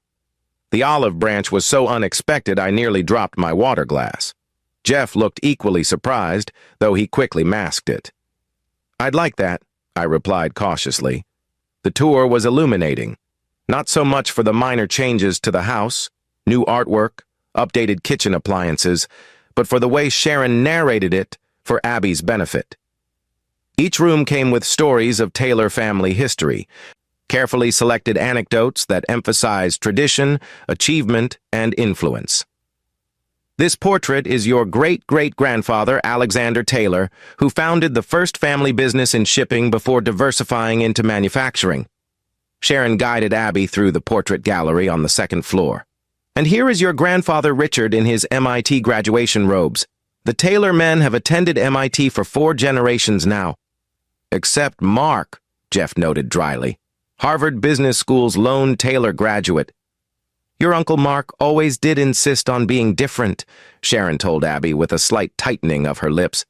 A trait that hasn't always served him well. The loaded comment suggested family drama I wasn't privy to, though Jeff's expression hinted at deeper conflicts than Sharon's sanitized family narrative acknowledged. In what had once been Jeff's father's study, now apparently Jeff's when he visited, Sharon paused before a wall of framed photographs. Your father's achievements, she explained to Abby. MIT graduation, his first major contract signing, the Taylor Tech IPO day, receiving the Innovation in Technology Award last year. Abby studied the photos with obvious interest, absorbing this visual timeline of the father she'd never known. I hung back, uncomfortable with this celebration of Jeff's success story that so neatly excluded any mention of our marriage or the years immediately following our divorce. Where did you and Mom get married? Abby asked suddenly, turning to Jeff. Do you have any pictures? The question created a moment of palpable tension. Sharon's spine stiffened, and Jeff shot me a quick, uncertain glance. We had a small ceremony at the Four Seasons Hotel downtown, he answered carefully. It was elegant but not extravagant. Your mother preferred a more intimate wedding than the Taylors typically host, Sharon added, her tone making it clear this had been yet another way I'd failed to meet expectations. I might have some photos somewhere, Jeff said. In storage, probably. The lie was obvious to me, though perhaps not to Abby. I knew exactly where our wedding photos were, in that velvet pouch in my lockbox at home, along with his grandmother's ring. I'd taken the album when I left, one small piece of our history I couldn't bear to leave behind. I have a few, I admitted quietly. Back in Seattle. I could send you some if you'd like to see them. Abby nodded, her expression thoughtful. I would. It's strange to think you two had this whole life together before I existed. A brief life, Sharon murmured, just loud enough to be heard. Mother, Jeff warned. What? It's simply factual. The marriage lasted less than 3 years. Sharon waved a dismissive hand. Ancient history now, of course. What matters is the present and the future. Speaking of which, Abigail, I've taken the liberty of establishing a trust fund in your name. Nothing extravagant, just $1 million or so to start, with provisions for education, housing, and eventually career development. $1 million? Abby's eyes widened. I can't accept that. We just met. Nonsense. You're a tailor. It's your birthright. Sharon's tone brooked no argument. Jeffrey has been advised of the details and approves the arrangement, don't you? Dear? Jeff's expression suggested this was the first he'd heard of it, but he recovered quickly. Any financial arrangements regarding Abby should be discussed privately, Mother. This isn't the time or place. When would be a better time? The girl has been deprived of her rightful advantages for 18 years. It's time to rectify that oversight. Sharon's gaze slid to me, the accusation clear in her eyes. I haven't been deprived of anything, Abby stated firmly. Mom has given me everything I've needed. I have a college fund, scholarships, and a plan for my future that doesn't require Taylor money. Pride surged through me at my daughter's backbone. She'd inherited more than Jeff's blue eyes and analytical mind. She had his directness as well, though tempered with a compassion he'd often lacked in his younger years. Of course you do, dear, Sharon patted Abby's arm condescendingly. But there's a difference between needs and opportunities. The Taylor name opens doors that talent alone cannot. I think we've covered enough family history for one evening, Jeff interjected smoothly. Abby has classes tomorrow, and it's getting late. The hint was clear, and Sharon, for once, didn't push. Of course. This is just the beginning of our relationship, after all. We have plenty of time to discuss your future, Abigail. As we made our goodbyes in the foyer, Lisa pulled me aside while Jeff and Abby were engaged with Ben and Parker. It's good to see you, Heather, she said quietly, despite the circumstances. You too, Lisa. You were always kind to me. It was true. Of all the Taylors, Jeff's sister had been the most welcoming, the least judgmental of my background. For what it's worth, I think you've done an amazing job with Abby. She's poised, intelligent, and seems genuinely grounded. Her gaze drifted to where Abby was laughing at something Parker had said. Not always a given in our family, as you know. Thank you. That means a lot. Lisa hesitated, then added, Jeff was different after you left. Harder, more focused on the business, less interested in anything else. It wasn't until the last few years that he started to find some balance again. Her expression turned serious. This discovery has shaken him deeply, Heather. I've never seen him so emotional. Before I could respond, Jeff approached, keys in hand. Ready to go? The car's waiting. The ride back to campus was quieter than the journey to the Taylor mansion. All three of us processing the evening in our own ways. When we arrived at Abby's dormitory, Jeff asked if he could walk her to the door, a small fatherly gesture that she accepted with a nod. I'll wait in the car, I offered, giving them a moment alone. Through the window, I watched them talking, their profiles illuminated by the building's exterior lights. Jeff said something that made Abby smile, then hesitantly reached out to hug her. The embrace was brief but genuine, and something in my chest ached at the sight. When Jeff returned to the car, he was quiet for a moment before directing the driver to take me back to my hotel. Thank you for coming tonight, he said finally. It meant a lot to Abby having you there. You don't need to thank me for being a mother to my daughter, Jeff. I know. But I'm grateful anyway. He stared out the window at the passing city lights. My mother was, well, she was Sharon, but I think overall it went as well as could be expected. She's already trying to buy Abby's affection with trust funds and Taylor legacy talk. I'll handle my mother, he assured me. Make it clear that any financial decisions regarding Abby go through both of us, and only with her consent. The both of us caught me off guard again. It was strange how quickly Jeff had shifted into co-parent mode, assuming a partnership that had never existed between us when it came to raising Abby. How are you planning to be part of her life, Jeff? I asked directly. She's in college here, but her home is still in Seattle, with me. I'm figuring that out, he admitted. Right now, I just want to get to know her, to understand who she is, The practicalities of a long-distance relationship can be worked out. And what about your company? Your life here? The Jeff Taylor I knew didn't have time for family between board meetings and expansion plans. The Jeff Taylor you knew was younger, more driven by external validation and frankly, more selfish. He turned to face me fully. I'm not that man anymore, Heather. Taylor Tech is established now. I have a strong executive team, competent leadership across divisions. I have the luxury of time and attention that I didn't have or didn't make 19 years ago. I hope that's true, I said softly, for Abby's sake. And for yours? He asked, an unexpected vulnerability in his question. My sake doesn't enter into it. My only concern is our daughter. He studied me for a long moment. Are you happy, Heather? In Seattle, with your design business, your life there? The question caught me off guard. Yes, I've built something I'm proud of. A career, a home, a community. Why? Just curious.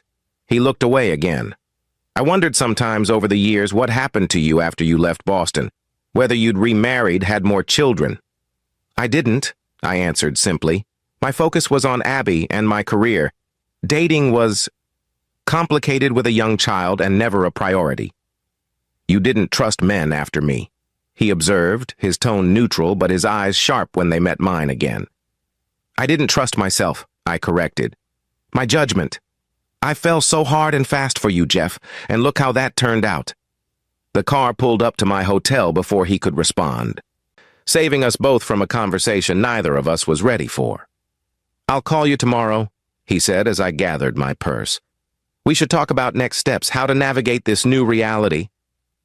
All right. I paused, then added, Abby has parents' weekend next month. My parents are coming. You might want to meet them. They're Abby's family, too. I'd like that, he replied, genuine interest in his voice. Very much. As I watched the car pull away, I realized how thoroughly my carefully constructed life had been upended in just a few days. The wall I'd built between my past and present had not just cracked, it had completely collapsed, leaving me to figure out how to integrate 2 decades that had never been meant to intersect. One DNA test, uploaded on a whim for a college project, had rewritten all our futures in ways none of us could have predicted. If you've ever had your past come back to challenge your carefully constructed present, hit that like button. And subscribe now to discover what happens when Abby's newfound Taylor identity begins to change her in ways Heather never anticipated. And Jeff faces a family crisis that forces him to choose between the daughter he's just discovered and the legacy he's spent his life building. The weeks following the Taylor family dinner took on a surreal quality. After 19 years of carefully constructed distance from my past, Jeff Taylor was suddenly a regular presence in my life, or more accurately, in Abby's life. He'd insisted I extend my stay in Boston, arranging for my hotel accommodations for as long as necessary to help Abby adjust to her new family reality. My first instinct had been to refuse, to maintain the independence I'd cultivated for nearly 2 decades. But Abby had asked me to stay, her eyes betraying a vulnerability I rarely saw in my self-assured daughter. Just until Thanksgiving break, she'd said. Then we can both fly home to Seattle for the holiday. So I'd called Grace, my assistant, and arranged to work remotely, managing my design firm through video calls and delegated site visits. Jeff had offered me a temporary office at Taylor Tower, an overture I'd politely declined, preferring the neutrality of my hotel business center. It was strange watching Jeff and Abby develop their relationship.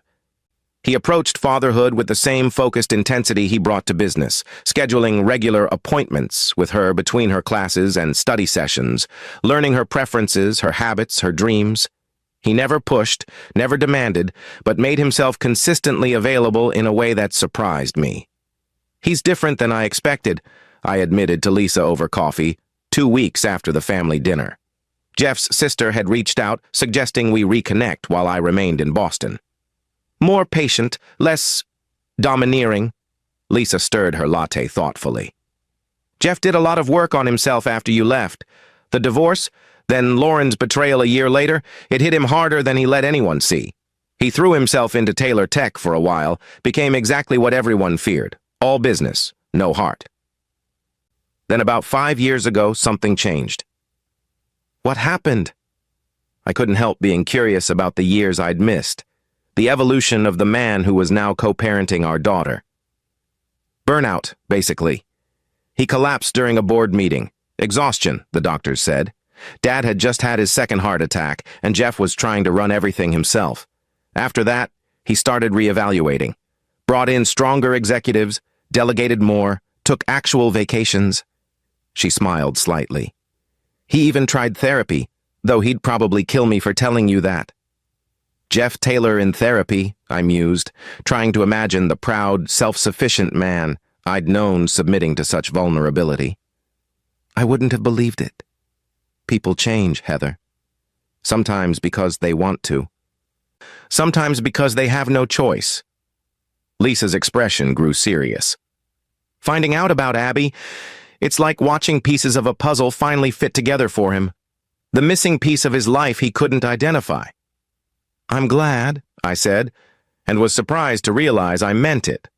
Whatever justified anger I still harbored about our past, seeing Jeff connect with Abby brought a complicated joy I hadn't expected. Abby deserves to know her father. And Jeff deserves to know his daughter, Lisa added gently. Though I understand why you did what you did. Do you? I challenged. Your family made it pretty clear I was never good enough for the Taylor name. And Jeff made it abundantly clear that family complications weren't in his 5-year plan. Jeff said terrible things during your divorce that he's regretted for years, Lisa acknowledged. But yes, I do understand protecting your child from potential rejection or inconsistent parenting. Jeff wasn't ready to be a father then. The question is whether you're ready to let him be a father now. Her perceptiveness made me uncomfortable. Abby's an adult. It's her choice to have a relationship with Jeff. And with the rest of us? The extended Taylor clan that apparently keeps showing up in her DNA matches? Lisa's smile softened her words.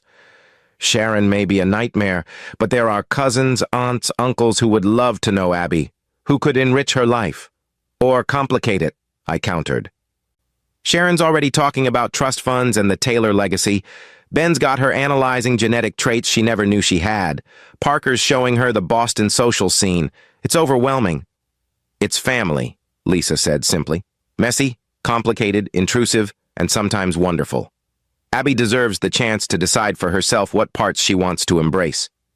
I couldn't argue with that, though watching Abby navigate the Taylor family waters filled me with both pride and trepidation. She was handling it all with remarkable poise, accepting Sharon's invitations to proper Taylor experiences, symphony performances, museum galas, charity luncheons, while maintaining firm boundaries around her studies and existing friendships. Jeff, to his credit, seemed aware of his mother's attempts to absorb Abby into the Taylor orbit. More than once, he'd intervened when Sharon's plans became too demanding, reminding her that Abby was a college student with midterms and a life of her own. Grandmother wants me to join the junior league, Abby told me one evening as we shared takeout in my hotel room. She says it's essential for proper Boston connections and that I should start thinking about internships at suitable companies. And what did you say? I asked, trying to keep my tone neutral despite my internal eye roll at Sharon's predictability. That I'd think about it after midterms, which bought me about 3 weeks. Abby grinned, snagging another spring roll. Parker says the standard response to Sharon's suggestions is, I'll consider it, which she hears as, yes, but gives you plausible deniability when you inevitably disappoint her. Parker seems to have the Taylor family dynamics well mapped, I observed, relieved that Abby had found an ally in Jeff's nephew. He's great. Completely unimpressed by the whole Taylor machine. Says his goal in life is to do just well enough to avoid being completely cut off but badly enough to never be given actual responsibilities. Her expression turned thoughtful. Dad says Parker reminds him of Uncle Mark when he was younger. Dad. The word still gave me pause every time Abby used it, though she'd transitioned to calling Jeff that with surprising ease. Another change I was adjusting to, Jeff was no longer my father or Jeff in her conversations, but simply Dad, as though he'd held that role her entire life rather than just the past few weeks. Speaking of your dad, how are the sailing lessons going? Jeff had made good on his offer to teach Abby, taking her out on his sailboat on weekends when her study schedule permitted. Amazing. Her face lit up. I can't believe you never let me try it before. I'm a natural. Dad says I have good instincts for reading the wind. I tamped down the irrational twinge of jealousy at her enthusiasm. Of course she loved sailing. She was half Taylor after all. The sea was in her blood through generations of shipping merchants before the family transitioned to technology. I'm glad you're enjoying it, I said sincerely. And your studies? Still keeping up with everything despite the Taylor social calendar? Mostly. She pushed her food around on her plate, suddenly avoiding my gaze. Actually, I've been thinking about my major. What about it? I asked, a note of caution entering my voice. Abby had been passionate about environmental science since high school, her path seemingly clear. I'm considering adding a second major in computer science or maybe switching entirely. Ben's been showing me some of the work they're doing with genetic algorithms and environmental modeling at Taylor Tech. It's fascinating, Mom, using AI to predict climate impacts and develop targeted solutions. That does sound interesting, I said carefully. But you've never mentioned computer science before. Are you sure this sudden interest isn't about, connecting with your father's world? Her eyes flashed defensively. Why does it have to be one or the other? Maybe I'm genuinely interested and it connects me to Dad. Is that so wrong? Of course not, sweetheart. I just want to make sure you're making choices for the right reasons. College is a time for exploration, but also for building toward the future you want, not the one others expect of you. You mean not the one the Taylors expect, she translated accurately. Mom, I get that you're worried about their influence, but I'm not suddenly going to become someone else just because I found out I'm a Taylor. But she already was becoming someone else, or perhaps more accurately, uncovering parts of herself that had always been there but never fully expressed. The analytical precision, the strategic thinking, the competitive drive, traits I'd attributed to her unique personality, now revealed themselves as Taylor inheritance. I reached across the table to squeeze her hand. I trust you, Abby. I just want you to be happy. I am happy. Her expression softened. Confused sometimes, overwhelmed often, but also, I don't know, more complete. Like I finally understand parts of myself that never made sense before. As October turned to November, my extended Boston stay began to strain my business arrangements back in Seattle. 2 major clients needed on-site consultations I couldn't delegate, and my remote work setup, while functional, wasn't sustainable long-term. I need to go back to Seattle next week, I told Abby over our now regular Sunday brunch. At least for a few days to handle some client matters. Then I can come back until Thanksgiving if you want. She nodded, surprisingly untroubled by the news. That makes sense. I'm swamped with midterms anyway, and Dad's taking me to New York next weekend to see his satellite office and meet some of his tech development team. The casual mention of a father-daughter trip I hadn't been consulted about caught me off guard. New York? When was this arranged? Last week. It's just Friday to Sunday. I won't miss any classes. She must have read something in my expression because she added, I was going to tell you. It just came up when Dad was showing me some of the environmental applications they're developing. Of course, I said, masking my hurt at being an afterthought. It sounds like a great opportunity.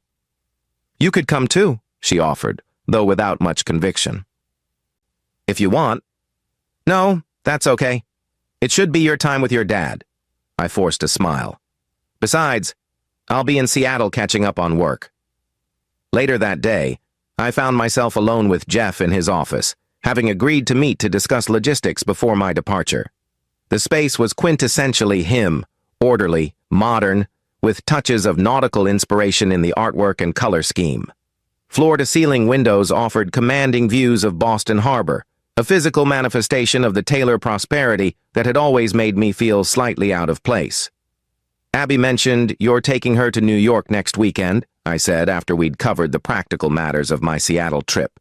Yes, I thought she might enjoy seeing some of our R&D work, especially the environmental technology division. She's showing real interest in the technical applications of environmental science. He studied me carefully. I should have mentioned it to you first. I'm still learning the co-parenting protocols here. She's 18, Technically, neither of us needs permission for trips with her. I kept my tone neutral. It just caught me by surprise. Heather. Jeff leaned forward, his expression serious. I'm not trying to cut you out or take over. I know these past weeks haven't been easy for you, watching Abby discover her Taylor connections. It's fine. She deserves to know that side of her family. But, he prompted, reading between the lines with the perceptiveness that had always been one of his strengths. But nothing. It's an adjustment, that's all. For 18 years, it's been just Abby and me. Now there's you and Sharon. And the entire Taylor dynasty with their trust funds and legacy talk and expectations. I met his gaze directly. I worry about her getting lost in all of that. Or worse, feeling like she has to choose between our worlds. I would never ask her to choose, Jeff said quietly. I hope you know that. Intentions and reality don't always align, Jeff. Your mother makes her preferences pretty clear at every opportunity. My mother is my problem to manage, not Abby's, and certainly not yours. He ran a hand through his hair, that familiar gesture of frustration. Look, while you're in Seattle, why don't I come up for a day or two after our New York trip? See Abby's other home, get a sense of the life you've built there. It might help me understand better. The suggestion startled me. You want to come to Seattle? Why not? Abby talks about it constantly, her high school, the tennis courts where she trained, the lake where you taught her to swim. It's half of who she is, Heather. I want to know all of her, not just the parts that fit into my world here. His sincerity caught me off guard, as did the genuine interest in understanding Abby's life beyond Boston. It was another example of how this Jeff differed from the man I'd known, more reflective, more aware of perspectives beyond his own. All right, I agreed cautiously. That might be good for Abby, to see that you value her whole life, not just the Taylor parts. And maybe good for us too, he added, his voice careful. To establish some kind of working relationship as her parents. We're going to be connected through Abby for the rest of our lives, Heather. Finding a comfortable way to navigate that seems important. He was right, of course. Whatever our past, Abby's discovery had linked us permanently in a way neither of us had anticipated. Learning to coexist, perhaps even cooperate, was the only sensible path forward. I'll text you my address, I said, standing to leave. Let me know your flight details when you have them. Returning to Seattle felt both comforting and strange, as though I was visiting my own life rather than living it. I moved through my routines, morning coffee on the deck overlooking Lake Washington, client meetings, dinner with friends who'd been curious about my extended Boston stay, with an odd sense of detachment. Everything was exactly as I'd left it, and yet nothing felt the same. My house. Once my pride and joy with its carefully curated design elements and personal touches now seemed to be missing something essential. The framed photos of Abby that lined the hallway told only half her story, her Taylor half conspicuously absent from the visual narrative of her life. I found myself wondering what Jeff would think of our home. Would he see it as modest compared to Taylor standards? Or would he recognize the careful design choices, the quality over quantity, the emphasis on comfort and light that had guided my renovations of the 1920s lakefront cottage? These thoughts unsettled me. Jeff's opinion of my life shouldn't matter, hadn't mattered for 19 years. Yet now I found myself seeing my home, my career, even my parenting, through the lens of his potential judgment. You're overthinking this, my mother said when I called to update her on the situation. Jeff isn't coming to inspect your life for adequacy. He's coming to see where his daughter grew up. I know that rationally, I admitted. But there's nothing rational about any of this, Mom. 3 weeks ago, Jeff didn't know Abby existed. Now he's integrated himself into her life like he's been there all along. And that bothers you. Of course it bothers me. I've been her only parent for 18 years. I've been everything to her, mother, father, provider, protector, and now Jeff swoops in with his billions and his sailing lessons and his Taylor tech opportunities, and suddenly I'm... What? The supporting character in Abby's story? My mother was quiet for a moment. Heather, is this really about Abby? Or is it about you and Jeff? What do you mean? I mean that you and Jeff had an intense relationship that ended painfully. You've spent nearly 2 decades convincing yourself he was a self-centered workaholic who wouldn't have been a good father. Now you're faced with evidence that he might actually be a pretty good dad, and that's forcing you to question the narrative you've constructed. Her assessment hit uncomfortably close to home. I'm not questioning that keeping Abby from him was wrong, I said defensively. I've acknowledged that multiple times. I'm not talking about right or wrong. I'm talking about the story you told yourself to make peace with your choice. If Jeff turns out to be a loving, attentive father who puts Abby first, what does that say about the past 18 years? That I robbed them both of a relationship they should have had, I whispered, the guilt I'd been suppressing rising to the surface. Or that people change, my mother countered gently. The Jeff Taylor you left might not have been ready for fatherhood. The Jeff Taylor who exists now might be. Both things can be true without invalidating your choices. Her words stayed with me as I prepared for Jeff's visit, finding a strange comfort in the possibility that we had both changed, evolved into people who could perhaps forge a new kind of relationship based on their shared love for their daughter. Jeff arrived on a Tuesday afternoon, having taken Abby back to Boston after their New York weekend before flying to Seattle. I'd offered to pick him up at the airport, but he'd declined. Arriving at my door in a rental car with the self-assured navigation of someone accustomed to finding his way in unfamiliar cities. Your home is beautiful, he said, after I'd given him the brief tour. He stood in my living room, taking in the wall of windows overlooking the lake, the thoughtful blend of modern and vintage elements that defined my design aesthetic. It suits you, warm, inviting, but with clean lines and purposeful spaces. I can see why Abby loves it here. Thank you, I replied, oddly touched by his genuine appreciation. It's been a labor of love. I bought it when Abby was 3, when my business was just taking off. It was a disaster then, leaking roof, ancient plumbing, floors damaged beyond repair. But the bones were good, and the location, I gestured to the lake view. Worth the investment, he finished for me. You always had an eye for potential, even back when we met. You saw possibilities in spaces others had written off.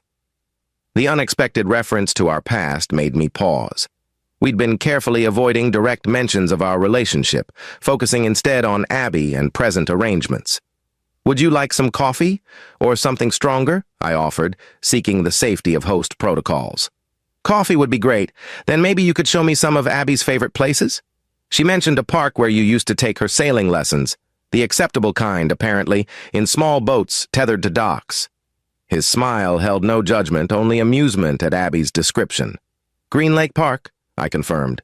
She took sailing lessons there in middle school, small craft only, with instructors and safety boats nearby. Very different from open water sailing on Boston Harbor. But still sailing, he noted, still drawn to the water despite your reservations. I hadn't thought of it that way before. How even in my attempts to protect Abby from connections to her Taylor heritage, certain proclivities had emerged naturally. Her love of water, her competitive drive, her methodical approach to problem-solving, all traits she shared with Jeff, genetically embedded despite my efforts to shape a different narrative. We spent the afternoon visiting Abby's landmarks, her high school with its championship tennis courts, the local cafe where she'd held her first part-time job, the community center where she'd volunteered teaching environmental science to elementary students. Jeff absorbed it all with genuine interest, asking questions that revealed his desire to understand the daughter he'd missed knowing. She had a good childhood here, he said as we walked along Green Lake, the late afternoon sun casting long shadows across the water. You created a wonderful life for her, Heather. I need you to know I see that, and I'm grateful for it. She made it easy, I replied, the familiar refrain whenever anyone complimented my parenting. Abby's always been special, determined, focused, compassionate. Like her mother, Jeff observed quietly. I glanced at him, surprised by the compliment. And her father. The determination, at least, and the focus, the compassion. That wasn't always your strongest trait, as I recall. He winced slightly. I deserved that. I wasn't very compassionate during our divorce, or in the months leading up to it. Success was my sole metric for happiness then. professional accomplishments, market domination, beating competitors. It took losing you, then nearly losing everything else that mattered, to understand how empty that kind of success can be. "What do you mean, nearly losing everything?" I asked, curious despite myself. Jeff was quiet for a moment, as though debating how much to share. "About 5 years ago, I pushed myself to the breaking point, working 20-hour days, micromanaging every aspect of Taylor Tech, trying to handle my father's health crisis and the company's global expansion simultaneously. I collapsed during a board meeting, complete physical shutdown. The doctors called it extreme exhaustion, but it was more than that. It was a spiritual emptiness, a hollowness at the core of everything I'd built." "Lisa mentioned something about that," I admitted. "She said it changed you." "It forced me to reevaluate everything. I took a 3-month sabbatical, the first real break I'd had since college. Spent time sailing, thinking, reading philosophy instead of business strategies for the first time in years." He smiled ruefully. "I even tried therapy, though I'd deny it if you quoted me." "Your secret's safe with me," I assured him, returning his smile. "So what changed? Besides taking actual vacations?" I started asking different questions. Not, how can Taylor Tech dominate the market? But, how can our technology improve lives? Not, what will impress the board? But, what would make me proud of my legacy? He looked out across the lake, his expression reflective. "I realized I'd built an empire, but had no one to share it with, no purpose beyond accumulation and expansion. And now?" I asked softly. "Now I have a daughter I never knew existed. A brilliant, beautiful young woman who carries my DNA but your values, who challenges me to be better, to think beyond quarterly reports and market share." He turned to face me directly. "And I have you back in my life, in whatever limited capacity, reminding me of the man I once wanted to be before ambition consumed everything else." The raw honesty in his voice caught me off guard. This vulnerability, this willingness to acknowledge weakness and failure, was so unlike the Jeff I'd known that for a moment I felt disoriented, as though speaking to a familiar stranger. "I'm not the same person either," I offered, feeling a reciprocal honesty was required. Raising Abby alone, building my business from nothing, it changed me too, made me more self-sufficient, more cautious, more protective of what matters. Too protective, perhaps, he suggested gently. At least when it came to telling her the truth about me. I couldn't deny it. Yes, I was protecting her, but I was also protecting myself. From your rejection, from your family's judgment, from having to share her with the world that had hurt me so deeply. And now? He stepped closer, his gaze intent. "What are you protecting yourself from now, Heather?" The question penetrated defenses I hadn't realized I'd erected. What was I protecting myself from? The possibility that Abby might choose a life in Boston over returning to Seattle? The fear that the Taylor influence would change her in ways I couldn't control? Or something more personal, the unsettling awareness that Jeff Taylor still affected me in ways I'd thought long buried? "I don't know," I admitted finally. "Everything feels uncertain right now. Abby's exploring her Taylor identity, you're establishing a relationship with her, Sharon's plotting her social debut into Boston society, and I'm just trying to make sure she doesn't lose herself in the process." "Or lose you," Jeff added perceptively. "That's what you're really afraid of, isn't it? That she'll choose the Taylors over you? Wouldn't you be afraid of that, if the situations were reversed?" I challenged. "If Abby had grown up with you in Boston and suddenly discovered a mother and an entirely different life in Seattle?" "Terrified," he acknowledged without hesitation. "But I'd also have to trust that the foundation I'd built with her was strong enough to withstand new discoveries. Do you trust what you've created with Abby?" Did I? The question resonated deeply. Abby and I had always been extraordinarily close, our bond forged through years of just the two of us against the world. But that dynamic was shifting now, expanding to include Jeff and the entire Taylor ecosystem. Could our relationship adapt to this new reality without fundamental damage? "I'm trying to," I answered honestly. "It's a work in progress." Jeff nodded, accepting the incomplete answer. For what it's worth, she talks about you constantly. Your strength, your creativity, your unwavering support through everything. The Taylors might offer her connections and opportunities, but you gave her something far more valuable. Unconditional love and a sense of self-worth that has nothing to do with achievement or status. His words eased something tight in my chest. Thank you for saying that. It helps. Hearing it from you.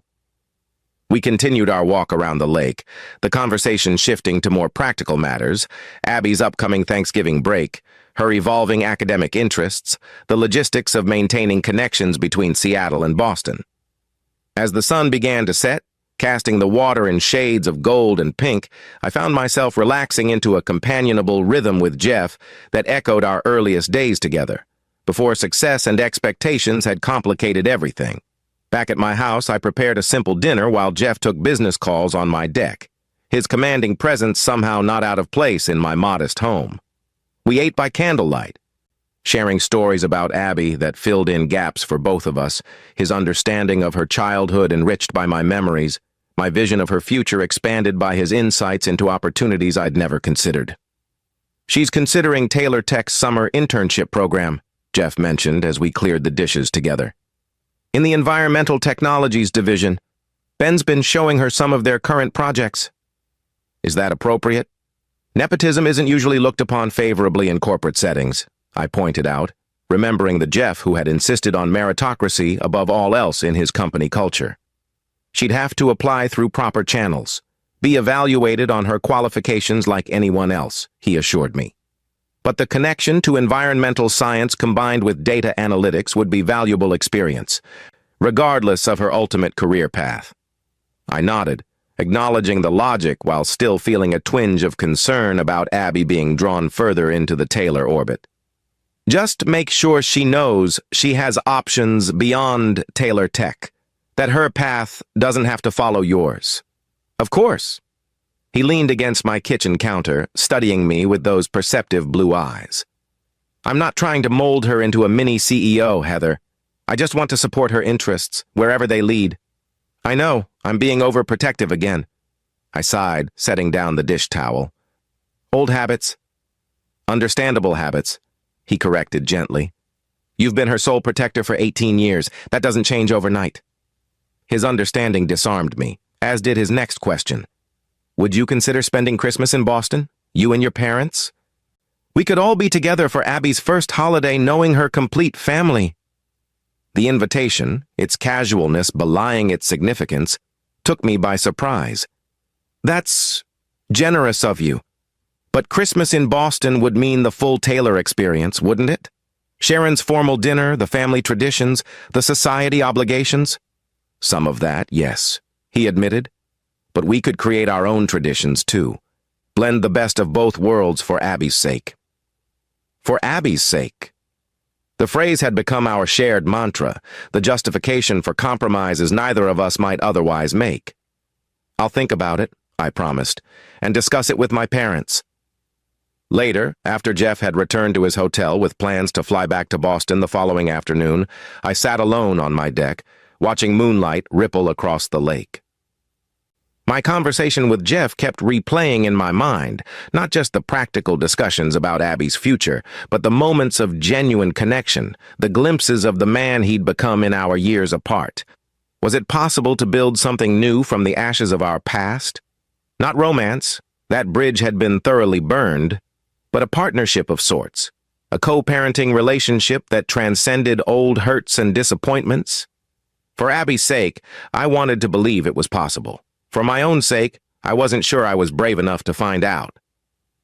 Thanksgiving arrived with unexpected complications. What had been planned as Abby's first visit back to Seattle since the DNA revelation was now expanded to include Jeff, who had invited himself with Abby's enthusiastic endorsement. My parents, eager to meet their granddaughter's newfound father, had welcomed the addition with typical Midwestern hospitality. It'll be fine, Heather, my mother assured me as we prepared the turkey on Thanksgiving morning. Jeff seems to understand he's entering our territory here. He brought very nice wine, complimented your father's historical book collection, and hasn't once checked his phone during conversation. I'd call that promising behavior from a tech CEO. He's on his best behavior because he wants to make a good impression, I countered, aggressively crimping pie crust. This is all part of his campaign to be world's most dedicated father, making up for lost time. Or perhaps he's genuinely trying to connect with the family of his daughter, my father suggested mildly, entering the kitchen in search of coffee. Not everything has an ulterior motive, Heather. My parents' easy acceptance of Jeff grated on nerves already frayed by the strange intimacy of sharing a holiday with my ex-husband. They hadn't been there for the painful dissolution of our marriage, hadn't witnessed his callous prioritization of work over relationship, hadn't heard him declare that family complications weren't in his 5-year plan. But they were right about one thing. The Jeff who sat in my living room discussing historical biographies with my father while Abby napped on the couch was demonstrating none of those past behaviors.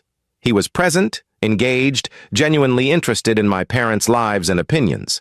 He asked thoughtful questions about their careers, listened attentively to my father's stories about teaching history to disinterested teenagers, and expressed sincere admiration for my mother's work modernizing the local library system.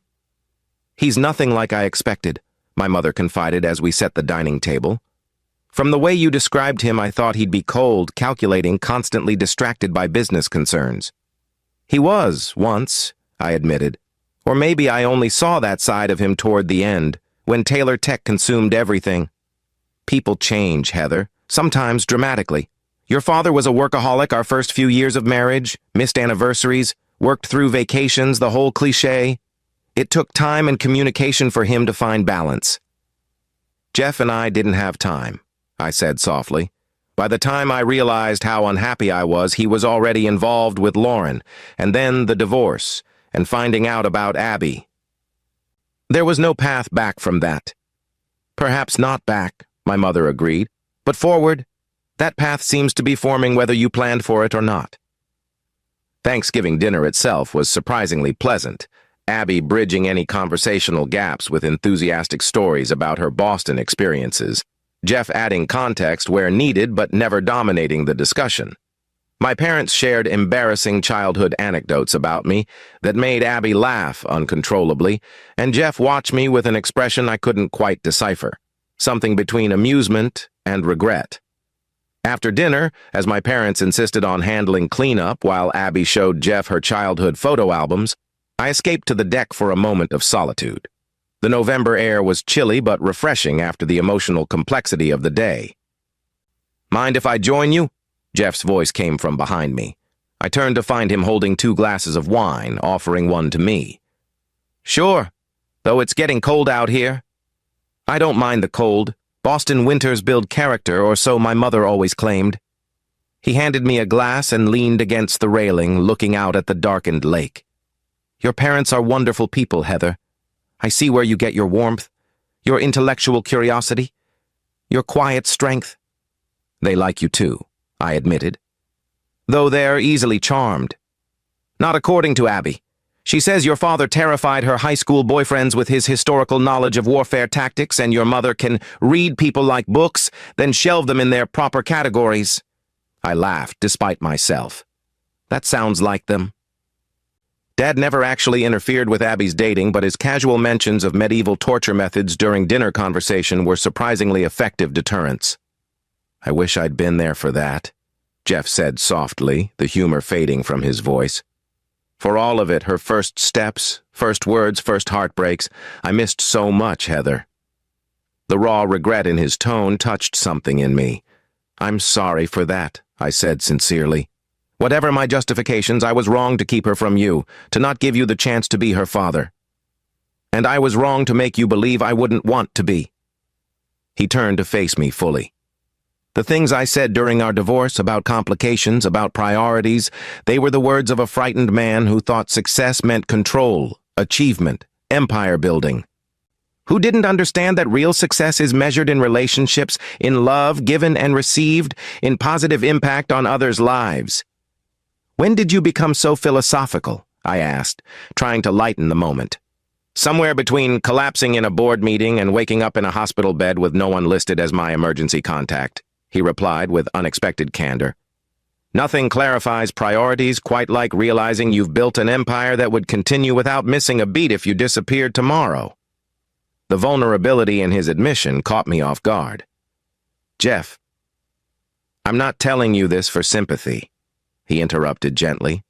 Just context.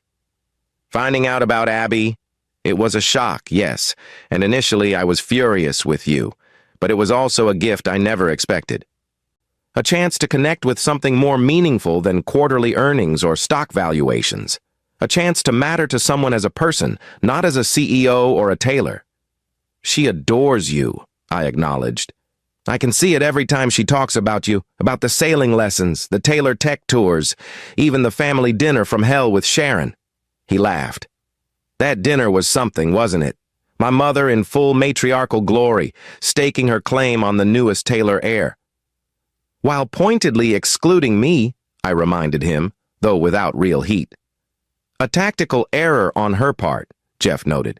Abby made it very clear afterward that any future family gatherings would include you or she wouldn't attend.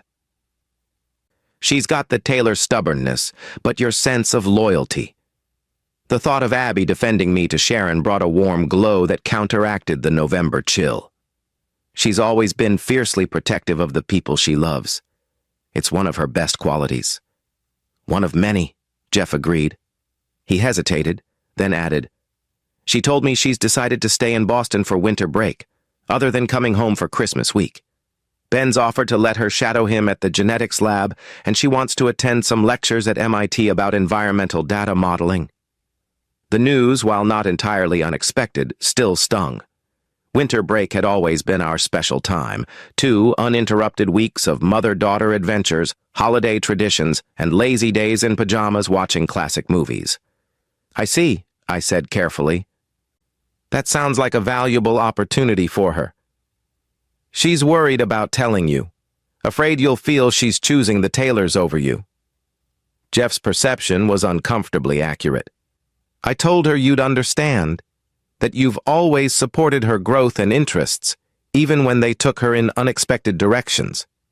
Of course I understand, I said automatically, the good mother response overriding my actual feelings.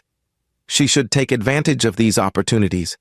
That's why she's in college, to explore, to discover new paths. Jeff studied me for a long moment. It's okay to be disappointed, Heather, to want more time with her. I feel the same way about the 18 years I missed. But the reality is she's building a life that incorporates both of us now, along with extended family, academic interests, new friends. Our job is to support that expansion, not resist it. When did you get so wise about parenting? I asked, only half joking. I've been reading books, he admitted with a slight smile, about late-stage parenting, supporting adult children, healthy boundaries. The basics I should have learned years ago. The image of Jeff Taylor, Boston's most formidable CEO, reading parenting books to better understand his newly discovered adult daughter, was oddly endearing. It spoke to a humility, a willingness to learn and grow that the Jeff I'd known had often lacked. We're both figuring this out as we go, I offered. There's no manual for our specific situation. No, he agreed, but we're doing all right, don't you think? For 2 people who couldn't communicate effectively 19 years ago, we've managed some productive co-parenting these past 2 months. He was right. Despite the awkwardness, the old hurts, the new complications, Jeff and I had found a way to prioritize Abby's needs above our own discomfort. It wasn't perfect, but it was functional, perhaps even evolving into something resembling a friendship. We have, I acknowledged. Though the real test will be Christmas with your mother. If we survive Sharon's formal dinner without incident, we'll have achieved co-parenting nirvana. Jeff laughed, the sound warming the chilly air between us. I'll run interference. Consider it my Christmas gift to you. I'll hold you to that, I warned, but I was smiling too. As we stood there on my deck, the distance between us seemed both vast and insignificant. 19 years of separate lives creating a gulf that our shared love for Abby was slowly bridging, not erasing the past, but creating the possibility of a different kind of future. The weeks following Thanksgiving brought new developments. Abby formally declared a double major in environmental science and computer science, a decision I supported despite recognizing the Taylor influence behind it. Jeff arranged for my parents to stay at his Beacon Hill home for our Christmas visit, a gesture of inclusion that surprised and touched me. And most significantly, Sharon Taylor invited me to tea, just the two of us, an overture so unexpected I initially suspected an ulterior motive. "She's trying," Jeff explained when I called him about the invitation. "In her Sharon way, Abby's made it clear that you're a non-negotiable part of her life, which means my mother has to adapt or risk losing access to her only granddaughter. So it's strategic acceptance, not genuine reconciliation," I noted dryly. "With Sharon, strategic acceptance is the first step. Genuine anything comes much later, if at all." His tone was affectionate despite the criticism. "But I think you should go. If nothing else, it signals your willingness to be civil for Abby's sake." He was right, of course.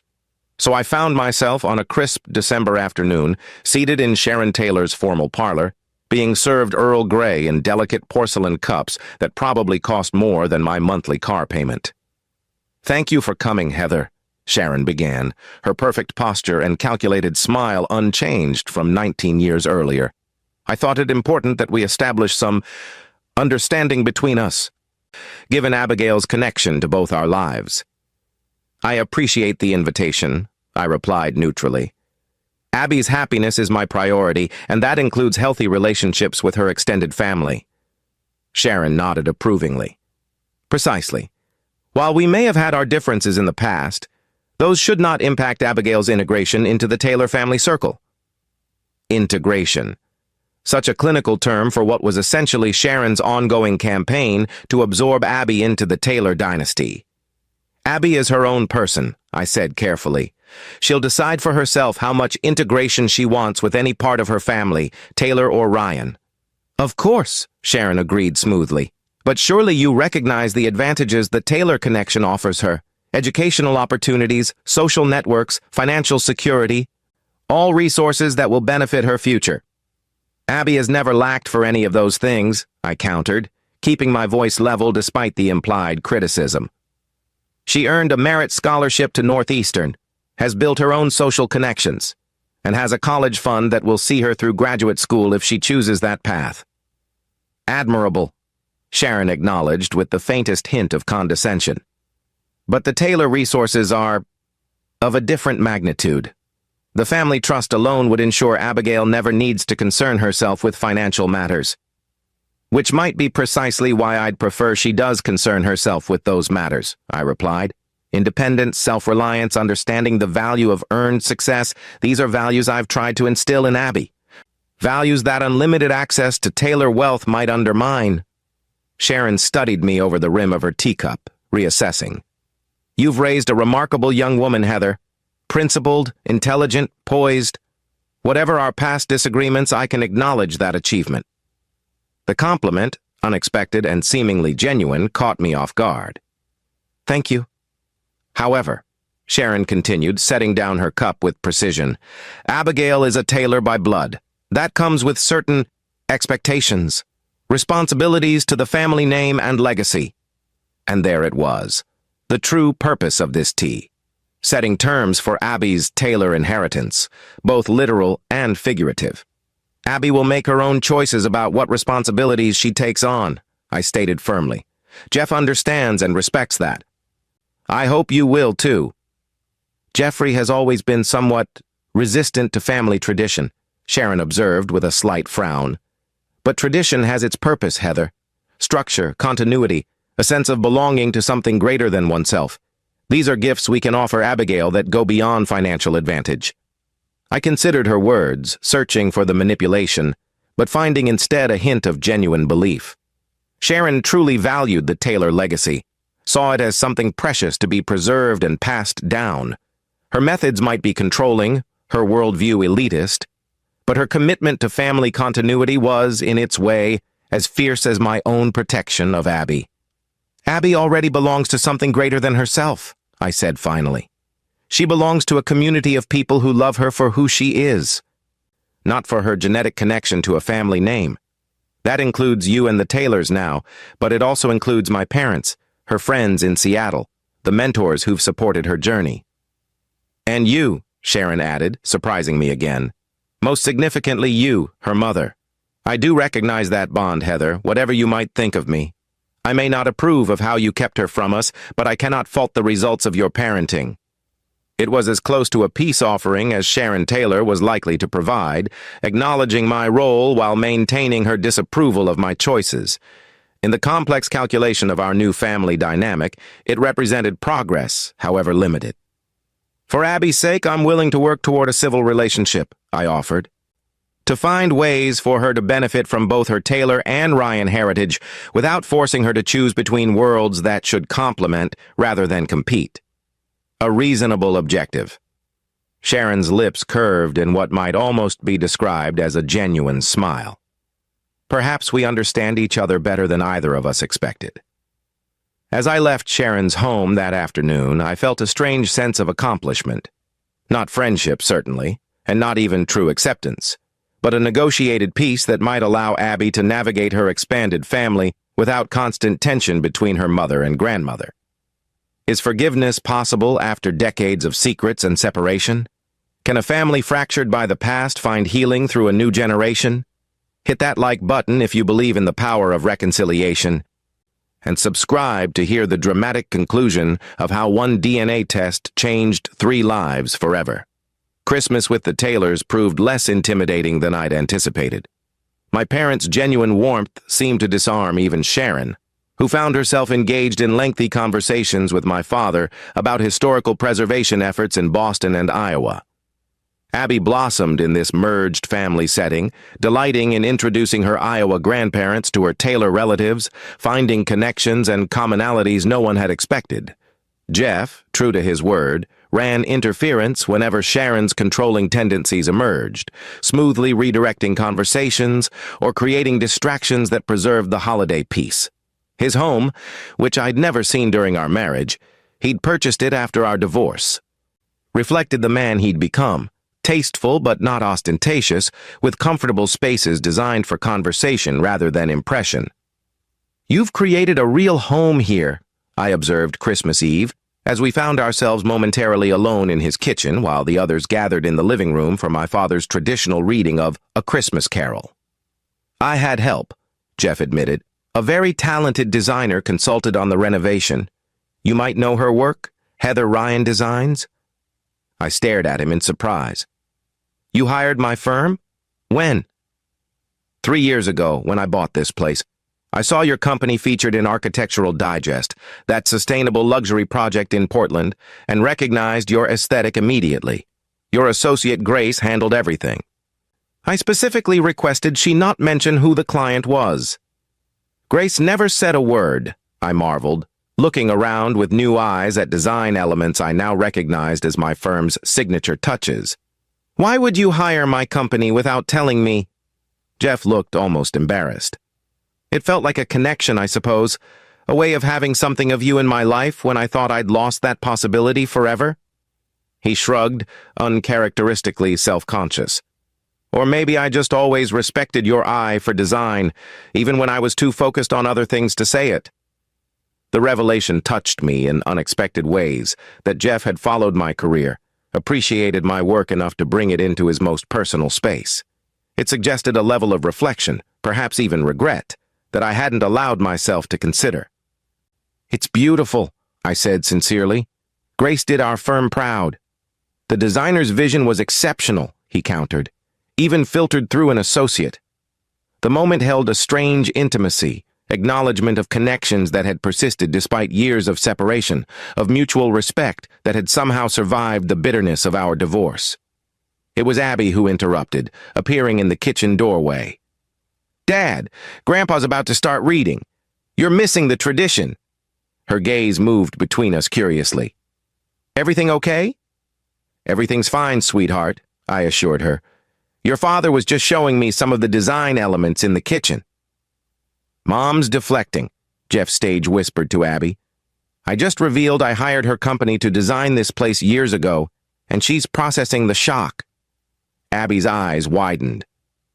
"Seriously? That's weirdly sweet, Dad, in a slightly stalkerish way."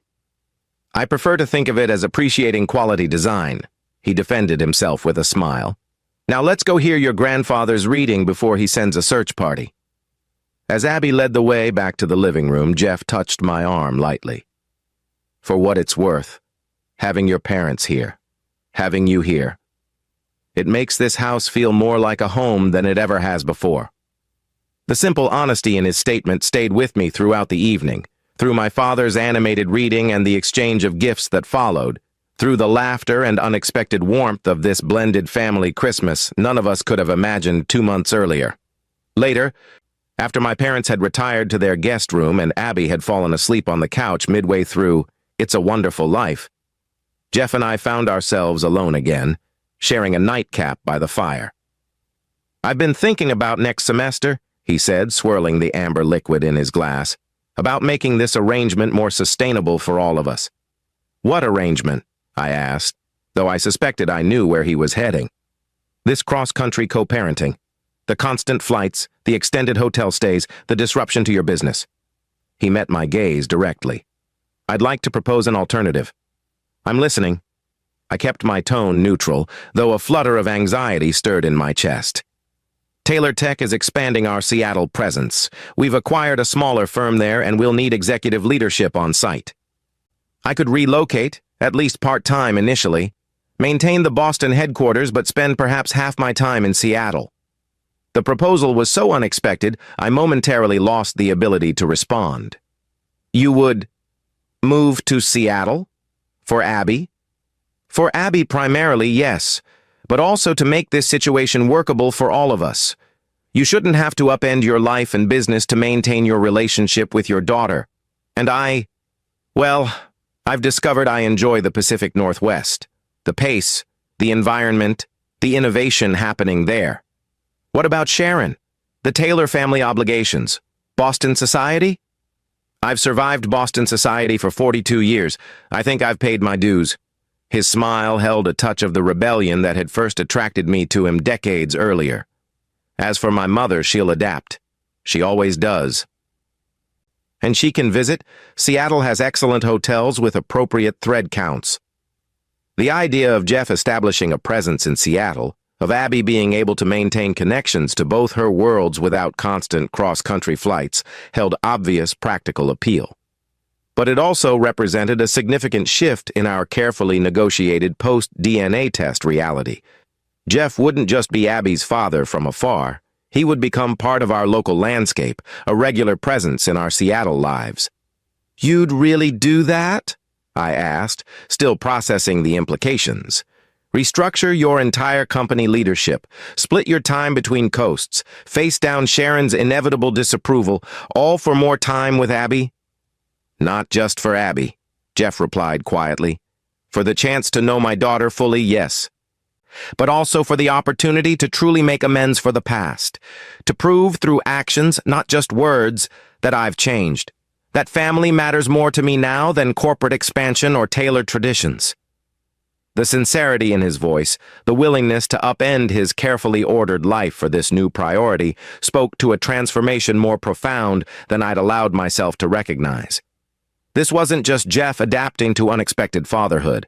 This was Jeff fundamentally reordering his value system, placing relationship above achievement, connection above control. It would mean a lot to Abby, I acknowledged, having both of us accessible without having to choose between Boston and Seattle. And to you? He asked, his gaze steady. What would it mean to you, Heather? The question carried weight beyond its simple phrasing, asking not just about logistical preferences, but about emotional boundaries, about my willingness to allow Jeff more permanent entry into the life I'd built without him. It would take some adjustment, I admitted. After 18 years of being Abby's only parent, sharing that role is challenging enough from opposite coasts. Having you in Seattle, being a regular part of her life there, our lives, that's a bigger shift. But not necessarily an unwelcome one? His question held no pressure, only genuine inquiry. I considered my answer carefully. No, not unwelcome. Different, unexpected, but potentially good. For Abby primarily, but maybe for all of us. The smile that spread across his face held a warmth I remembered from our earliest days together, before corporate ambition and family expectations had hardened his features, before betrayal and bitterness had shattered our connection. "Then I'll start the arrangements after New Year's," he decided. "Nothing immediate. These transitions take time. But perhaps by spring I could establish a Seattle base." "Spring," I repeated, the season of renewal seeming appropriately symbolic for this new beginning. "That sounds reasonable."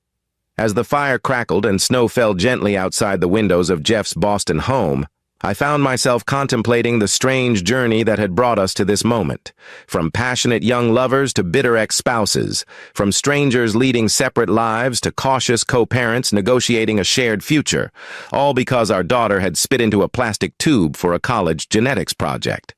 Life's most significant changes often arrive unexpectedly, disguised as disruptions to our carefully constructed plans. Abby's DNA test had been exactly that, a disruption that threatened everything I thought I knew about my life, my daughter, my future. Yet sitting here with Jeff, watching the snow transform the world outside into something new and beautiful, I could acknowledge that some disruptions, painful as they may be initially, create space for growth, reconciliation, and second chances. Not a second chance at romance, that chapter was firmly closed. But perhaps a second chance at family, at partnership of a different kind, at the possibility that the Heather and Jeff who had failed so spectacularly at marriage might succeed at friendship, bound by their shared love for the remarkable young woman sleeping peacefully in the next room. DNA might have revealed biological connections hidden for 18 years, but the true revelation had been what happened afterward, how those scientific facts had catalyzed emotional transformations none of us could have predicted. Jeff discovering the father he could be, Abby uncovering the complete truth of her identity, and me learning that protecting my daughter sometimes meant opening doors I'd kept firmly shut, even when that required facing my own fears and letting go of carefully constructed narratives. "Merry Christmas, Heather," Jeff said softly, raising his glass in a quiet toast. "Merry Christmas, Jeff," I replied, touching my glass to his in acknowledgement of this fragile new peace between us. Outside, the snow continued to fall, covering old landmarks with new possibility, much like the future unfolding before us. Undefined, uncertain, but filled with potential none of us had imagined before a simple DNA test changed everything. If this story touched your heart, hit that subscribe button now. And remember, sometimes the greatest gifts come from unexpected sources, even a mail-order DNA test that reveals the family secrets we never knew we were keeping. Let me know in the comments. Would you have forgiven someone who kept your child from you for 18 years, or would that betrayal be too deep to overcome? Until next time, I'm Mr. Wentworth reminding you that family, in all its complicated, messy, beautiful forms, is the greatest legacy we leave behind.